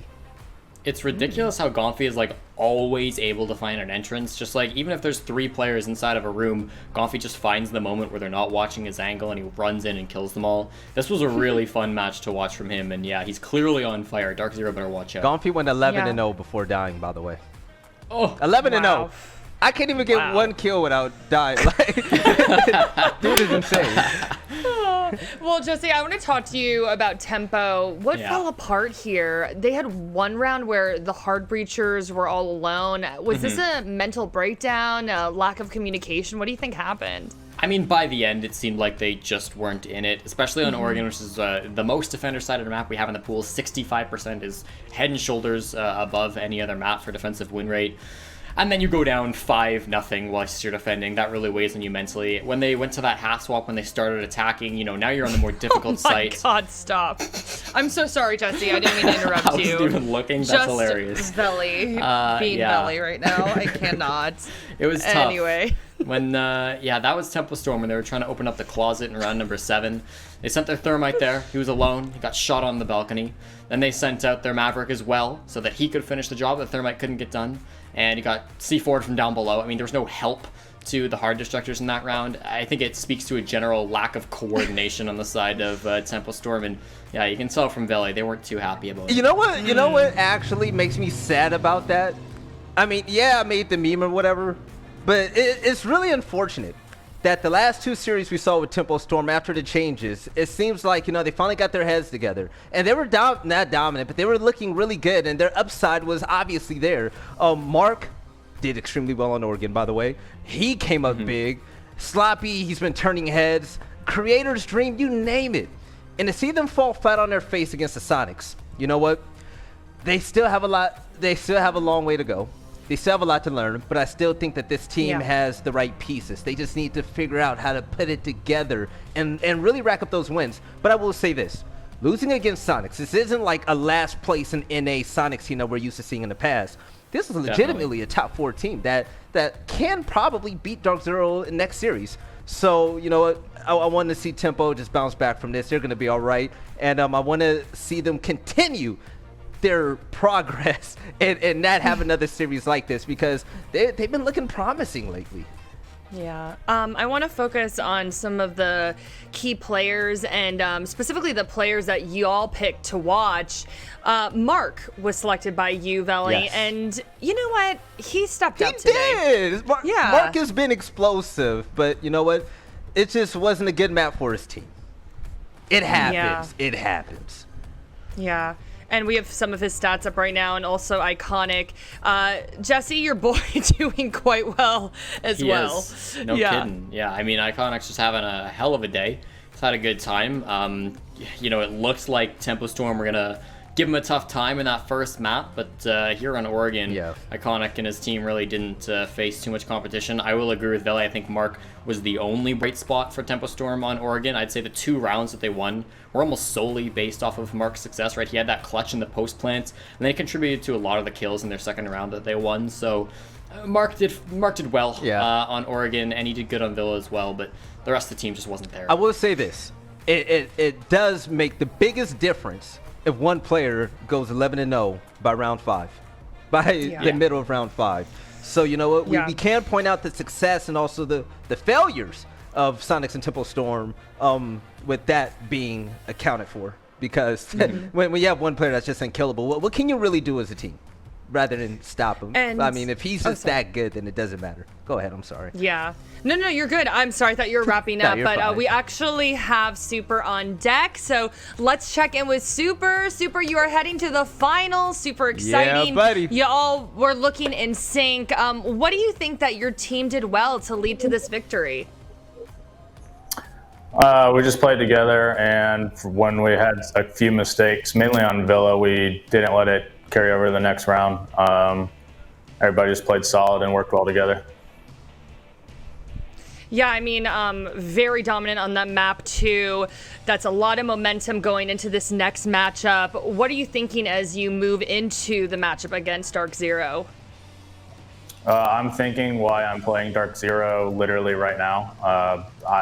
before I even did the interview, they're already asking me to do map bans. The schedule makes no sense. I'm playing for a major spot against a team that literally just watched us play, and now I have to do map bans right after this interview. The schedule just is terrible. That's what I'm thinking.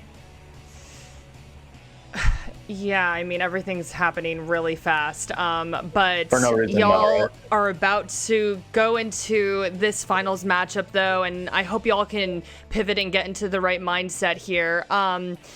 This is your chance to prove that the Sonics are a top 4 team in the U.S. division. I know that there are some distractions right now, but what are you telling yourself and your team to try to stay focused? We're going to head into every match with the same mindset that we want to win. We wish that it was a fair playing field so that we had adequate time to prepare for Dark Zero the same way they do for us. Unfortunately, that's not the way the schedule works out for whatever reason. So we're going to go into the next match and do our best. But do we think that this says if we're a top 4 team, win or lose? No. I think if we beat Dark Zero, that doesn't prove anything. If they beat us, it doesn't prove anything. You have to have sustained success. Having a good couple weeks doesn't really matter. Obviously, we'd like to win and get into the major spot, but if we don't, we'll just keep building for the next split. Okay, valid answer. So, I've chatted with you before, and you've talked about the doubters and the haters. Is there anything that you want to say to them right now? No, I don't really care about doubters or haters. I mean, in any sport, any competitive thing, there's going to be people who support you and there's people who don't. The only thing I would just say is that we are inevitable. We are inevitable. I love it. All right. Well, good luck going into that matchup. Thank you so. There's a black screen.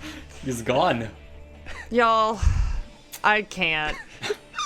I tried. Did you I enjoy tried. your I was trying to be interview? really positive. I was being positive, right? You tried. He was not in a great mood. But I hope that they have the mental resiliency here. I mean, they got to get ready for this matchup. I mean, I know that he was downplaying it, probably out of frustration, but I mean, there is a spot on the line right now, and the 3 of us were saying they look fantastic right now. Yeah. They have the momentum behind them. So I just hope that they can shake that off, because he definitely seemed really frustrated. But At the end of the day, everybody wants to win. They're going to try. Yeah. Excuses, I mean, whether it's the time, even if you don't like it or whatever, you roll with it, you try to win, you try to get to the end. That way you get to the big event so you can get all the points that you need for SI. So I'm still excited for this matchup because I know people are going to be playing lights out. Yeah, I mean, you can look at it in different ways. You know what I mean? They have the momentum going in. They got the adrenaline. They have the rush, right? But, I mean, I understand the concerns that he voiced as well. But, Jesse, I mean, what were your thoughts after seeing that interview? I couldn't believe he put up the black screen. He just walked off. He had the Infinity Gauntlet going on there. He left. Yeah, it's always a time when Super's interviewing. I mean, he's he's got some frustrations with the format, clearly. Yeah. I hope for his sake that the coach and the support staff and the team were also watching the first map of the day, because it's not like that happened ages ago. That is also pretty recent. You can get a lot of information from that too. So yeah, I mean, he's got to jump right into a new game, but hopefully he can put that behind him and just play his best. All right. Dark Zero versus the Sonics. I'm out, y'all. I'm leaving. No, I'm just kidding. Okay. All right, Jackie. I'm just kidding. No. We'll be right back. Wait, before, Yes, can we just do like a proper send-off to the 2 teams that aren't going to be in the finals? Yes, let's give them a proper. Just real quick, Mirage and also Tempo Storm. I really hope we see a lot more of Mirage. Shout out to the Canadians up there. Shout out to Flynn. We finally saw Flynn on the mainstream. It's been great to see. Also, Tempo Storm. Aww. Listen, the memes, the jokes, whatever. We get Oregon. Bad maps happen. We want you guys to improve in the future. But the next 2 matches, Jackie, I'm ready for. You can make that toss. I just want to show some respect to the other 2. No, they did great. Mirage really stepping up, repping Canada really well. I'm sure Jesse's super excited about that. And Tempo, they had a great first map. The second map definitely was a struggle, but that was a fun one to watch. Yes. But okay, we're talking a lot. We know y'all want us to get to this matchup. Dark Zero versus the Sonics. You already saw Super is amped up, fired up. So this is going to be fun, folks. You do not want to go anywhere. We will be right back.